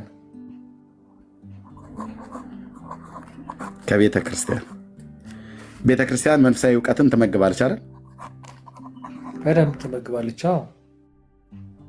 እንደ ልጅ ቤተክርስቲያንህ እንደ ልጅ እሷ እንደ እናት ሆና ቤተክርስቲያንህ እንደ ልጅ አንተን መጽሐፍ ቅዱስን መግባት ታውቃለች? አልሄድማ። መገባት ታውቃለች ነው ያልኩህ። አልሄድማ። ስለማልሄድ አልመገበችኝም። አልመገበችህም። የሚሄዱ ሰዎች የሚመገቡ ሰዎች አሁን አንተ ባለህበት ህይወት ውስጥ የሉ? እንደዛ እዛ ቦታ እየተገኘህ የግድ ቦታ አንተ ናይት ክለብ ሄደህ ወይ የሆነ መጨፈሪያ ወይ ደግሞ እንደዚህ ግሮሰሪ ምናምን አካባቢ ላይ ሄደህ ስለጠጣ አይደለም። ምን እዛው መምህሩ ራሱ ከአውደ ምሕረት ላይ ወርዶ ግሮሰሪ ሄዶ ይጠጣ የለን? ራሱ አስተማሪ መንፈሳዊ እውቀትን ይሰጣል ተብሎ የተባለው እዛ መድረክ ላይ የሚቆመው ሰውዬ የግድ ግሮሰሪ ቤት ሮያል የሚሄድበት አንዳንድ ጥሩ አይደለም። ዳንስ ቤት ነው፣ የጭፈራ ቤት ነው ተብሎ የሚባለው የግድ መሄድ አይጠበቅበትም። መጠጡ እዛው ቤተክርስቲያን ድረስ እየሄደለት የለ እንዴ? አንተ ቦታውን ቀይረ ስለጠጣ፣ እሱ ደግሞ ቦታውን በቤተክርስቲያን ስለጠጣ መጠጥ መጠጥ ነው፣ ስካር ስካር ነው። ስለዚህ ያ መንፈሳዊ መብል የሚመግብህ ወይ መንፈሳዊን ትምህርት የሚያስተምር ሰውዬ እኮ በአንድም በተዘዋዋሪ መንገድ አንተ እንደምታደርገው ያደርጋሉ። አንተ ብቻ በደለኛ የምትሆንበት አንዳችን ምክንያት የለም። ያ መንፈሳዊ መብልን ይመግበኛል ብለህ ያልከው ጳጳስም ይሁን ቄስ እኮ ይጠጣል። በስርዓት የሚጠጡት ይሰክራል። አንተ እንደምትሰክረው ይሰክራል። ቦታውን የተለዋወጠው እንጂ መጠጡ አንድ አይነት ነው። አንተ ምናልባት በውጭ ዓለም ላይ ስለምትኖር ገንዘብ ስላለህ እንደ አገር ቤት የደብረ ብርሃን አረቄና የደንበጫ አረቄ ላጠጣ ትችላለህ። አንተ ውስኪ ምናምን ነገር በጣም እዚህ በውጭ ዓለም ላይ ያሉ መጠጦች አሉ። እነሱን የማግኘቱ እድሉ አለ፣ ገንዘብም ስላለ እድሉ አለ። ቦታው ተቀያየረ እንጂ ጠጮቹ አንድ ናቸው። መንፈሳዊ እውቀትን ስላጣ ነው። መንፈሳዊ እውቀትን ማን ይሰጣል? ቤተክርስቲያን። ቤተክርስቲያን አንተ መገባህ ታውቃለች ብዬ ስላልሄድኩኝ አልክ። አልሄድኩም ስለማልሄድ ብለህ ይህን እንደ ምክንያት አቀረብኩ። አልሄድኩም ብለህ ማለት ነው። ባትሄድስ ባለህበት ቦታ ላይ መንፈሳዊ መብል የሚገኝበትን መጽሐፍ ቅዱስን አንብብ ብላ ታውቃለች ቤተክርስቲያን? አታውቅም። መጽሐፍ ቅዱስን አንብብ ብላ ታውቃለች? በፍጹም። ትናንትና በባለፈው ተነጋግረናል። በፍጹም ሁለት አይነት ነገርማ መናገር የለብም ሮያልዬ። በፍጹም በኦርቶዶክስ ተዋሕዶ ቤተክርስቲያን መጽሐፍ ቅዱስን አንተ ባለህበት ማለት ነው ባለህበት መጽሐፍ ቅዱስን አንብብ ብችል ማታ ጉባኤ መተህ ተማር ወይ በሰንበት ትምህርት ቤት ገብተህም ተማር ብላ መክራህ በአንተ ድካም በአንተ ስንፍና ምናልባት ወይ ጊዜ በማጣት የተነሳ አልሄድክም ማለት ነው። አልሄድክም። ስለዚህ ባለመሄድ ምክንያት ይህን ነገር አላደረክም። ከዚህ የተነሳ መንፈሳዊ መብል አጣሃል። እዛ ባትሄድም ማታ ጉባኤ መተህ ባትማርም በግልህ ግን መጽሐፍ ቅዱስ አንብብ ብላ ታውቃለች? አታውቅ። ለሮያልም አላለችው፣ ለተቀረውም ህዝብ አትልም። ኦኬ። መንፈሳዊ መብል ባላገኘህበት ጌታን ታውቃለህ ወይ? አታውቅም። ለጌታ ትገዛለህ ወይ? አትገዛም። ስለዚህ ቤተ ክርስቲያኔ ምን አሳጥታኛለች ብለህ ብትል እውቀት አሳጥታለች። አንደኛ ጠርታ ልትመግብ ይገባ ነበር። አንተ እምቢ ብለህ ብትል መምጣት ቢያቀትህ የማትሄድበት ምክንያት የተለያየ ነገር ሊሆን ይችላል። እልፍ ነገር ምክንያት ልደረድር ትችላለህ።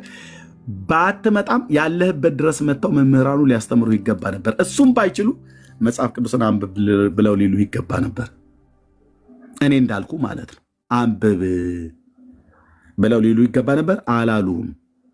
አንደኛ ንስሐ አባትም የለህም። አላሉም። ቢኖርህም አይሉም። በእውነት እኔ በጥላቻ አይደለም የምናገረው። ቢኖርህም አይሉም። መጽሐፍ ቅዱስ አንብብ አይሉም። መጽሐፍ ቅዱስማ ካነበብክ ልታመልጥ ነው። ሮያል ከሰይጣንም ከሰውም አገዛዝ ልታመልጥ ነው። መጽሐፍ ቅዱስ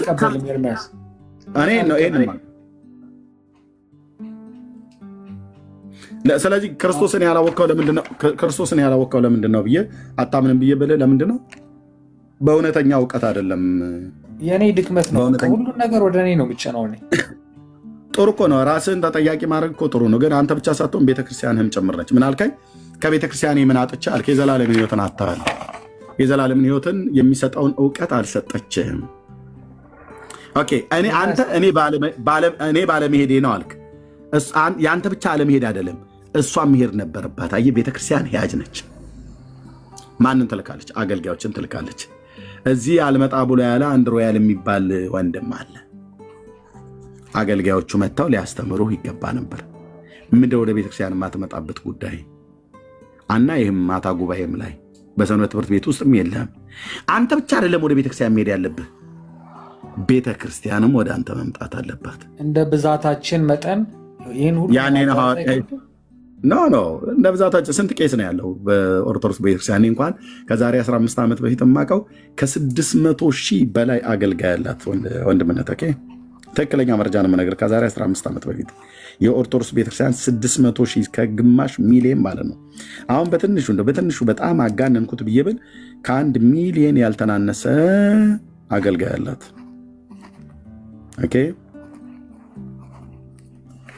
አላት። ከ1 ሚሊዮን ያልተናነሰ አገልጋይ አላት። የማን ጎፈሬ ነው የሚያበጥሩት?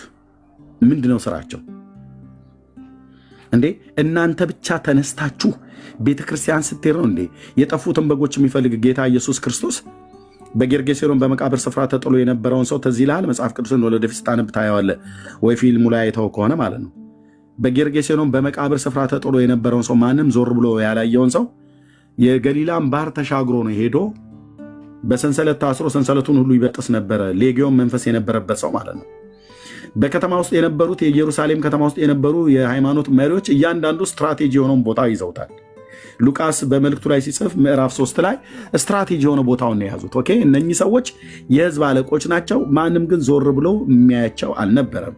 ሉቃስ ላይ እንደዚህ ይናገራል። ምዕራፍ 3 የአምላካችን ቃል ማለት ነው። ማን ነው? ሉቃስ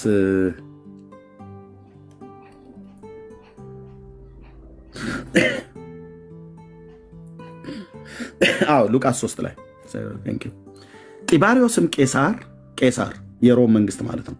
በዚያ ዘመን የነገሰው እሱ ነበር። ጢባሪዮስም ቄሳር በነገሰ በ15ኛይቱ ዓመት አንድ ቄሳር ልበበል ጴንጤናዊ ጲላጦስ በይሁዳ ሲገዛ ጲላጦስ ቄሳር 2 ሄሮድስም በገሊላ ሲገዛ 3 የአራተኛ ክፍል ገዢ ወንድሙም ፊልጶስ የሚባለው 4 በኢጡሪያኖስና በጥራያኮዲኖስ አገር የአራተኛ ክፍል ገዢ ሊሳኒዮስም 5 በሳቢላኒስ የአራተኛ ክፍል ገዢ ሆነው ሳሉ 5 ማለት ነው። 5 ፖለቲከኛ ቦተሊካ የሚመሩ ማለት ነው። ፖለቲከኞች ማለት የህዝብ አስተዳደር ማለት ነው። 5 እነማን ናቸው? ቄሳር ጢባሪዮስ የሚባለው ሰውዬ ማለት ነው። ሰውየው ጢባሪዮስ ቄሳር የሚባለው ማለት ነው። ጢባሪዎስ ነው ሰውየው። አውጉስጦስ ቄሳር ነበረ ጌታ የተወለደበት ዘመን። ይሄ ደግሞ የተጠመቀበት ዘመን፣ ጌታችን ኢየሱስ ክርስቶስ በተጠመቀበት ዘመን ይሄ ሰውዬ ነበር ሲገዛ የነበረው። ጢባሪዎስ፣ ጲላጦስ፣ ሄሮድስ፣ ፊልጶስ፣ ሊሳኒዮስም ልብ በል 5 የፖለቲካ መሪ የነበሩ ሰዎች ማለት ነው። ከዛ ቤተ መቅደሱ አካባቢ ደግሞ ሐናና ቀያፋ ሊቀ ካህናት ሳሉ ይላል። 2 ሊቀ ካህናት በድምሩ 7 ማለት ነው። ስትራቴጂውን የሆነ ቦታ መንፈሳዊውንም ዓለም ይዘውታል። እዚሁ በ2 ሰዎች ተቀራምተውታል። ዋና ናቸው። ብፁዕነቶ እየተባሉ የሚባሉ ትልቅ ኦቶሪቲ ያላቸው ናቸው። በተለይ ይሄኛው ዋነኛው ቀያፋ ነው። ይሄኛው ቀያፋ ዋነኛው የአይሁድ ሊቀ ካህን ነው፣ እንደ ሕጉ የተሾመው ማለት ነው። ይሄ እንኳን በምራትነትና በአማትነት ነው የተሾመው። የዚህን ሰውዬ ልጅ ስላገባ ነው እርስ በርስ በአማትነት ነው እንትን ያሉት። ኦኬ፣ ለማንኛውም 7 ስትራቴጂ የሆነ ቦታውን ይዘውታል። ኦኬ፣ እነዚህ ሰዎች የህዝብ አለቆች ናቸው። እነዚህ ሰዎች የህዝብ መሪዎች ናቸው። እነሱ ባሉበት አገር ነው ያንን በመቃብር ስፍራ ተጥሮ ሌጊዮን መንፈስ ያሰቃየው የነበረውን ሰው ማንም አልፈለገውም። ይህም ብቻ አይደለም። እንደገና ጌታ ኢየሱስ ክርስቶስ በገሊላ ባህር በሰሜኑ ክፍል ላይ ወደ ቅፍርናሆም አካባቢ ላይ እያገለገለ በነበረበት ሰዓት ላይ 5000 ህዝብ የመገበበትን ታሪክ ታውቀዋለህ አይደል? ሮያል አንዴ ማይኩን ክፈትና እንትን በላይ 5000 ህዝብ የመገበበትን ታሪክ ታውቀዋለህ አይደል? አውቃለሁ። እነዛ 5000 ህዝብን በመገበበት ቦታ ላይ ምን እንደሚል የአምላክ ቃል ላሳየ።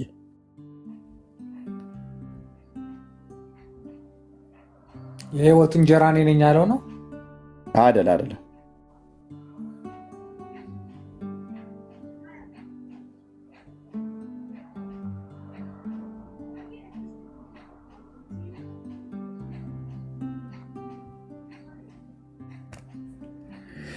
ኦኬ፣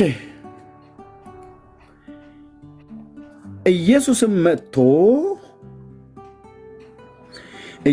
መጥቶ እዚህ ከፍ ብዬ ላንብበው ትንሽ። ኦኬ፣ ሐዋርያትም ወደ ኢየሱስ ተሰብስበው ያደረጉትን ያስተምሩትን ሁሉ ነገሩት ይላል። ከዛ እናንተ ራሳችሁ ብቻችሁን ወደ ምድረ በዳ ኑ ጥቂትም እረፉ አላቸው። የሚመጡትና የሚሄዱት ብዙ ሰዎች ነበሩና ለመብላት እንኳን ጊዜ አጡ ይላል። ከዛስ በታንኳ ብቻውን ወደ ምድረ በዳ ሄዱ። ሰዎችም ሲሄዱ አዩአቸው፣ ብዙዎችም አወቋቸውና ከከተማ ሁሉ በእግር እየሮጡ ወደዚያ ይቀድሟቸው ወደ እርሱም ተሰበሰቡ። ቀደሟቸውም ወደ እርሱ ተሰበሰቡ። ኢየሱስም ወጥቶ ብዙ ሕዝብ አየና እረኛ እንደሌላቸው በጎች ስለነበሩ አዘነላቸው፣ ብዙ ነገርንም ያስተምራቸው ጀመር። በዚያን ጊዜ ብዙ ሰዓትም ካለፈ በኋላ ደቀ መዛሙርቱ ወደ እርሱ ቀርበው ቦታው ምድረ በዳ ነው፣ አሁን መሽቷል፣ የሚበሉት የላቸውምና በዙሪያ ወዳሉ ገጠሮችና መንደሮች ሄደው እንጀራ ለራሳቸው እንዲገዙ አሰናብታቸው አሉት። ደቀ መዛሙርቱ መሽቷል፣ ይሄ ሁሉ ሕዝብ በረሃብ በጠኔ እንዳያልቅ ምድረ በዳ ላይ ነው ያለነው፣ አሰናብት በጊዜ አሉት ጌታ ማለት ነው። እርሱ ግን መልሶ እናንተ የሚበሉትን ስጧቸው አላቸው። ሄደንም እንጀራ በ200 ዲናር እንግዛላቸውን እንዲበሉ ምንስጣቸውን አሉት። እርሱ ግን ስንት እንጀራ አላችሁ? ሂዱና እዩ አላቸው። ባወቁም ጊዜ 5 አሉት። 5 ዳቦ ነበረ፣ 2 ማሳ አሉት። ከዛ ሁሉን በየክፍላቸው በየለመለመ ሳር ላይ እንዲያስቀምጧቸው አዘዛቸው ይላል። ከዛ አብዝቶ ሰጣቸው። ጌታዬ ልል የፈለኩት ምንድን ነው? እዚህ ጋር አንድ ትልቅ ነገር አለ ከነዚህ ፖለቲከኞች ጋር ስለ ኦርቶዶክሳውያን አገልጋዮች ለመናገር ነው። ስለ ጴንጤው ሙሉ ጭምር ማለት ነው። በአግባብ ስራቸውን ለማይሰሩ 5 ፖለቲከኞች ነበሩ። ሉቃስ ወንጌል መጽሐፍ ምዕራፍ 2 ላይ ምዕራፍ 3 ላይ 2 ቤተ መቅደሱን የያዙ 5 ፖለቲካውን ስትራቴጂ ቦታ የያዙ ሰዎች አሉ። በድምሩ 7 ምድሩ ላይ ያሉ ትልልቅ ሰዎች አሉ። ትልልቅ ፖዚሽን ያላቸው የህዝብ አለቆች ናቸው። የህዝብ ምን አለቆች?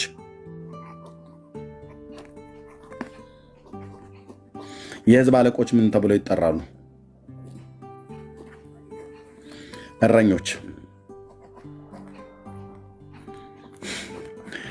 እረኞች ተብለው ይጠራሉ። የህዝብ አለቆች። ጳጳስ ምን ተብሎ ይጠራል? እረኛ። ፓስተር ምን ተብሎ ይጠራል? እረኛ።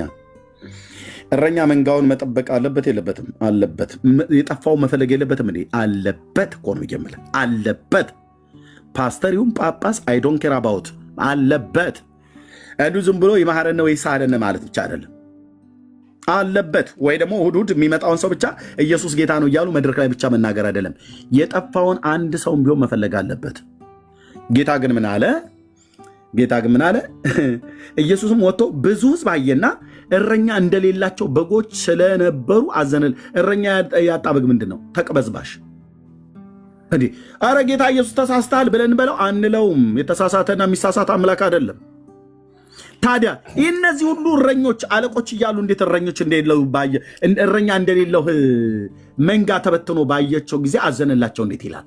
እነዚህ ምንድን ነው የሚሰሩት?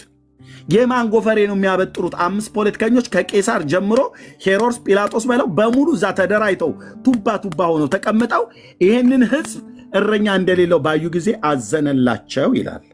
አየህ፣ ደጉ እረኛ ያዝናል። ማዘን ብቻ አይደለም፣ የጠፋውን ይፈልጋል። 99ኙ በዱር ትቶ የጠፋውን በግ ሊፈልግ ሄደ ይላል። ኢየሱስ ከሰማያት ወርዶ የጠፋውን ሊፈልግ እኮ ነው የመጣው። የጠፋውን ሮያልን፣ የጠፋውን ኤርምያስን፣ የጠፋውን የአዳምን ዘር ሊፈልግ መልአክ አይደለም የላከው፣ እራሱ ነው የመጣው። መልካሙ እረኛ ማለት ነው። አነ ውእቱ ኖላዊ ኄር ዘበአማን እንዳለ እራሱ እውነተኛው እረኛ መጣ ማለት ነው ሊፈልገን። አሁን ተቅበዝባዡ በግ ኤርምያስ የዛሬ 27 ዓመት አገኘ፣ እራሱ ፈልጎ አገኘ። አሁን ተቅበዝባዡ በግ ወንድሜ ሮያል ገና እየተቅበዘበዘ ነው፣ አልተገኘም ለእረኛው። ሌሎቹ እመነኝ መቼም ቢሆን አይፈልጉህም። ጳጳሳቱ ጉዳያቸው አይደለም። አንተ ሞትክ ኖርክ፣ አንተ አተረፍክ ከሰርክ፣ የት ሀገር እንደምትወጣ ትዝም አይላቸው። የአገልጋይ መጥፋት አይደለም። 600,000 በላይ ከ1 ሚሊዮን በላይ ያልተናነሰ አገልጋይ አላት። የት ነው ያለው? ከነ መፈጠርም ጭምር አያውቁም አልኩ። ቢያውቁም አይፈልጉም። ምን ያደርጉልኛል? ሴርሜስ ኦኬ ከሆነ ጥሩ ግን እኛ እስከ ዛሬ ድረስ አላየንም ነው ብለን ግን የጠፉትን የማይፈልጉ ፖለቲከኞች ነበሩ ያኔ መንፈሳዊ ዓለም ላይ። ምክንያቱም ፖለቲከኞቹ ህዝብ ሲመሩ ስለነበረ ማለት ነው። በትንቢተ ኢሳይያስ መጽሐፍ ምዕራፍ 3 ቁጥር 12 ላይ እነዚህ ፖለቲከኞቹ ህዝቡን ይገፉታል፣ ይበሉታል፣ እንደፈለገ ነው የሚያደርጉት፣ ያሰቃዩታል። ምንድነው ያልኩት? 3:12 አይደል? ትንቢተ ኢሳይያስ የአባቴ እግዚአብሔር መንፈስ ለዘላለም ስም ይባረክ። ህዝቤስ አስገባሪዎች ይገፏቸዋል፣ አስጨናቂዎችም ይሰለጥኑባቸዋል ካለ በኋላ ህዝቤ ሆይ የመሯችሁ ያስቷችኋል፣ የምትሄዱበትን መንገድ ያጠፋሉ። ይሄው ነው ያኔም አሁንም ማለት። ኤርምያስ አንድ ነገር የምረዳው ነገር አለ። አንተ እረኞቹን ያሰብክ እነሱ እንደዚህ እኔን አልጠበቁኝም፣ እኔን ጋይድ አላደረጉኝም የምል ከምል እኔ ዋናውን እረኛ ብፈልገው አይሻልም እኮ? እሱን እኮ ነው የምልህ። አሁንም እኮ ቀደም ያልኩ ከዚህ በፊትም አልፈለጉህም። ከዚህ በፊትም አልፈለጉህም እኮ ነው የምልህ። ሮያል ብንሞት ደንታቸው አይደለም ነው እኮ የምልህ። አንተ እነሱ ፈለጉኝ አልፈለጉኝ ብሎ በሚል እንደዚህ ኮምፕሌን እያደረግን ከመቀመጥ ግን ስራቸው መስራት ነበረባቸው። ኢየሱስ ከሰማያት ወርዶ የጠፋውን ሰውዬ እኮ ፈለገው። አንድ ሰው ወደ ጌርጌሴኖን ሄዶ አንድ ሰው ብራዘር፣ ማንም ዞር ብሎ የማያየው የነበረውን ሰው ሄዶ ፈልጎ ክፉ መንፈስ ከላዩ ላይ ገጽጾለት አዳኑ። ሌሎች ሰዎች እንዴት አላዩትም? ይህን ሰው ሳያውቁት ቀርተው ነው? ያውቁታል፣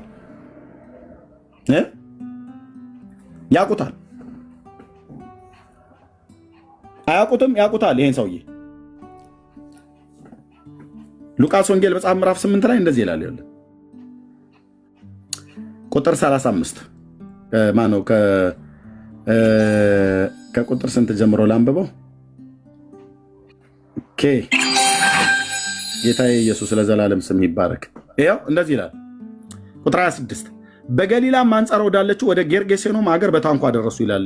የገሊላን ባህር ተሻግሮ ማለት ነው ጌታ።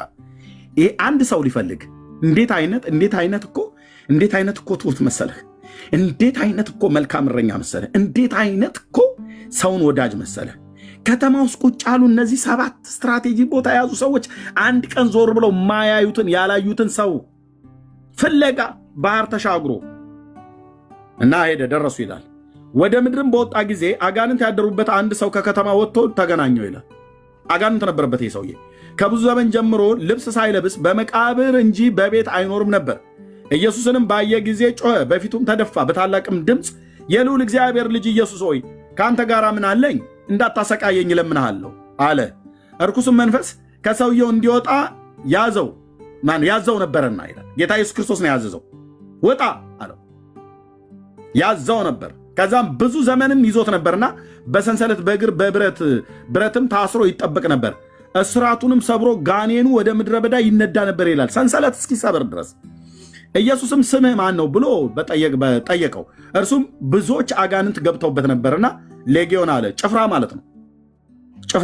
ጭፍራ ማለት ይሄ የጦር ምንድነው የሻለቃ ምናምን ነገር ተብሎ እንደሚባለው ማለት ነው። አንድ ጋንታ ምናምን ነገር ተብሎ የሚባል አለ በጦር ሰራዊት የወታደር አሰላለፍ ውስጥ እንደዛ ማለት ነው። ከ10 ሺህ ነው ከምናምን ነገር በላይ የሆነ ከ2 ሺህ ነው ከምናምን ነገር በላይ የሆነ ቁጥር ያለው ጦር ሰራዊት ማለት ነው። ሌጊዮን ተብሎ የሚባለው በሮማውያን ቋንቋ ንግግር ነው። ኦኬ። ወደ ጥልቁም ሲሄዱ እንዲሄዱ አዘዛቸው። እንዲያዛቸው ለመኑት። በዚያ በተራራውም ብዙ የእሪያ መንጋ ይሰማሩ ነበርና ወደ እነርሱም ገብተው እንዲፈቅድላቸው ለመኑት። ፈቀደላቸውም። አጋንንትም ከሰውየው ወጥተው ወደ እሪያዎቹ ገቡ። መንጋውን በአፋፍ ወደ ባህር ተጣደፉና ሰጠሙ። እረኞችም የሆነውን ነገር ባዩ ጊዜ ሸሽተው በከተማውና በአገሩ አወሩ። የሆነውን ነገር ሁሉ ያዩት መጥተው ወደ ኢየሱስ መጡ። አጋንንት የወጡለትንም ሰው ለብሶ ልቡም ተመልሶ በኢየሱስ እግር አጠገብ አገኙትና ፈሩ ይላል። ሃሌሉያ ሃሌሉያ። የኔ ጌታ አጋንንታችንን እያስወጣልን እኮ ከእግሮቹ ስር ነው እንደዚህ ቁጭ እንድንል ያደረገው። ስሙ ለዘላለም ይቀደስ። ከርኩሰታችን እያነጻ ከስራታችን እየፈታ እግሮቹ ስር ቁጭ አለ ይላል። ይሄው ነው ኤርሚያስ ማለትም ይሄ ምሕረት የተደረገለት ማለት ነው። ያዩትም ደግሞ አጋንንት ያደሩበትን ሰው እንዴት እንደዳነ አወሩላቸው ይላል። በዙሪያውም በጌርጌሴኖን ሀገር ያሉ ሕዝብ ሁሉ ታላቅ ፍርሃት ይዟቸዋልና ከእነርሱም እንዲሄድ ለመኑት። በታንኳም ገብቶ ተመለሰ ይላል። እኔ የምለው እነዚህ ሁሉ ፖለቲከኞች እያሉ እነዚህ ሁሉ መሪዎች እያሉ አንድ ቀን ዞር ብለው አስበውት አያውቁ።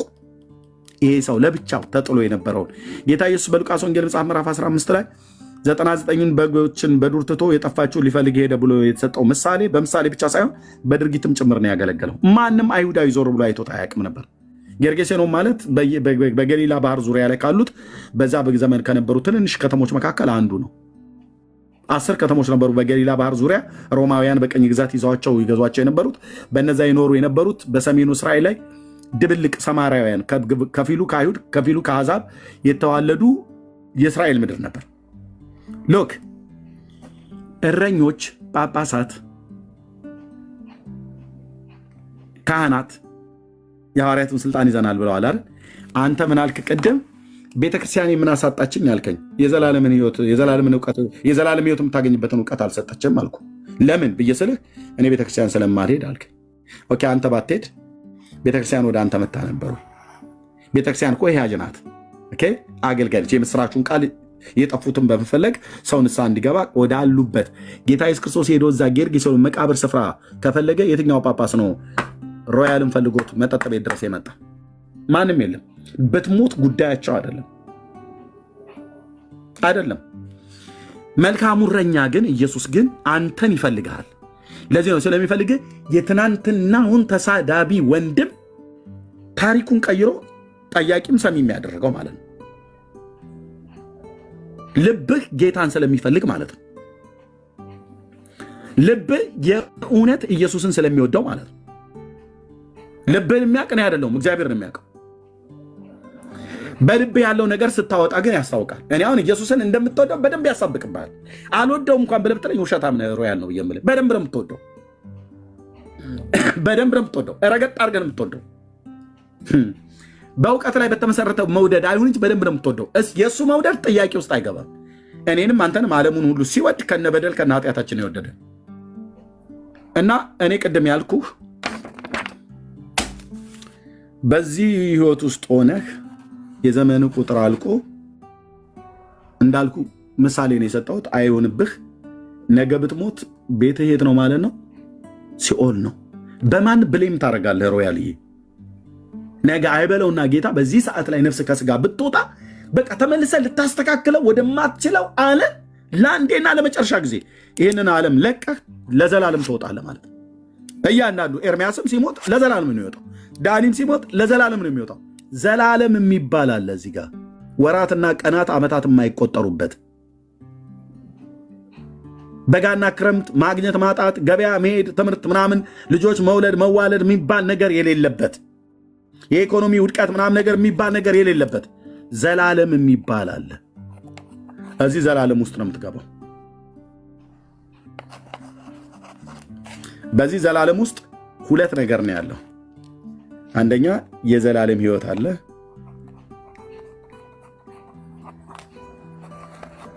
ይሄ የዘላለም ሕይወት በኢየሱስ ክርስቶስ ነው የምታገኘው። በነገራችን ላይ እኔ ብዙ ጊዜ አቋረጥኩ።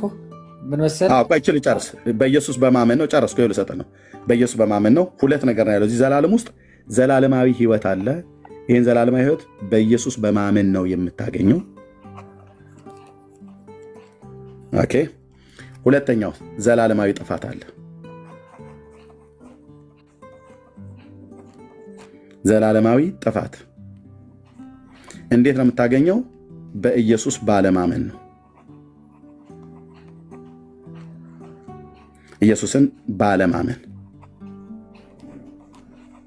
ኢየሱስን ባለማመን ይህንን ጥፋት ያገኛሉ።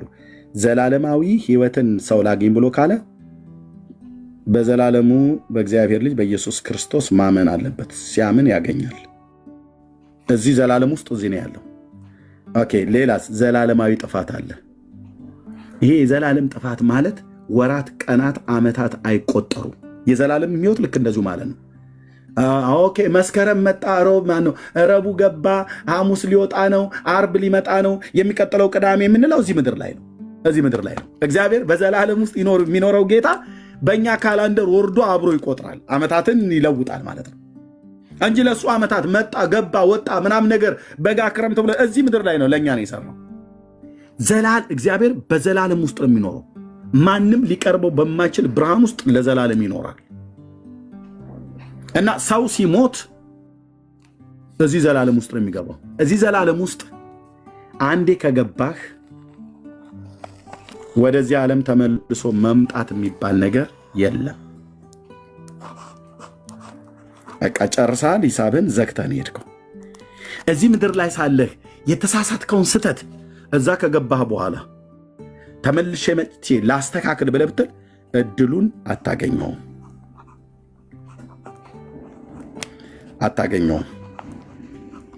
ባይዘው ይሄ የዘላለም ጥፋት የሚባለው ቦታ ምን እንደሆነ ንገረና ልስጥህ። ይሄ የዘላለም ጥፋት የሚባለው ሲኦል የሚባለው ቦታ የዘላለም ጸጸት ስፍራ ነው።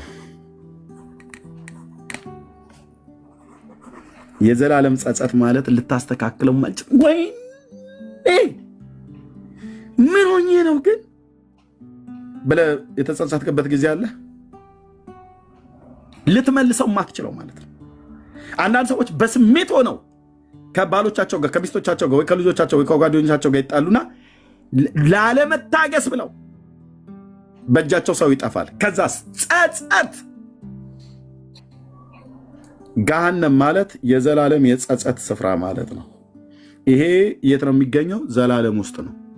ስለዚህ ሁለት እድል ነው ያለው። ሰው በኢየሱስ ክርስቶስ ሲያምን የዘላለም ሕይወት አለው። ሰው በኢየሱስ ክርስቶስ ካላመነ የዘላለም ጥፋት አለው። ይሄን ዘላለም የሚያገኘው እዚህ ጋር ነው። ስለዚህ አንድ ጊዜ በሞት ከወጣ በኋላ አታገኘውም።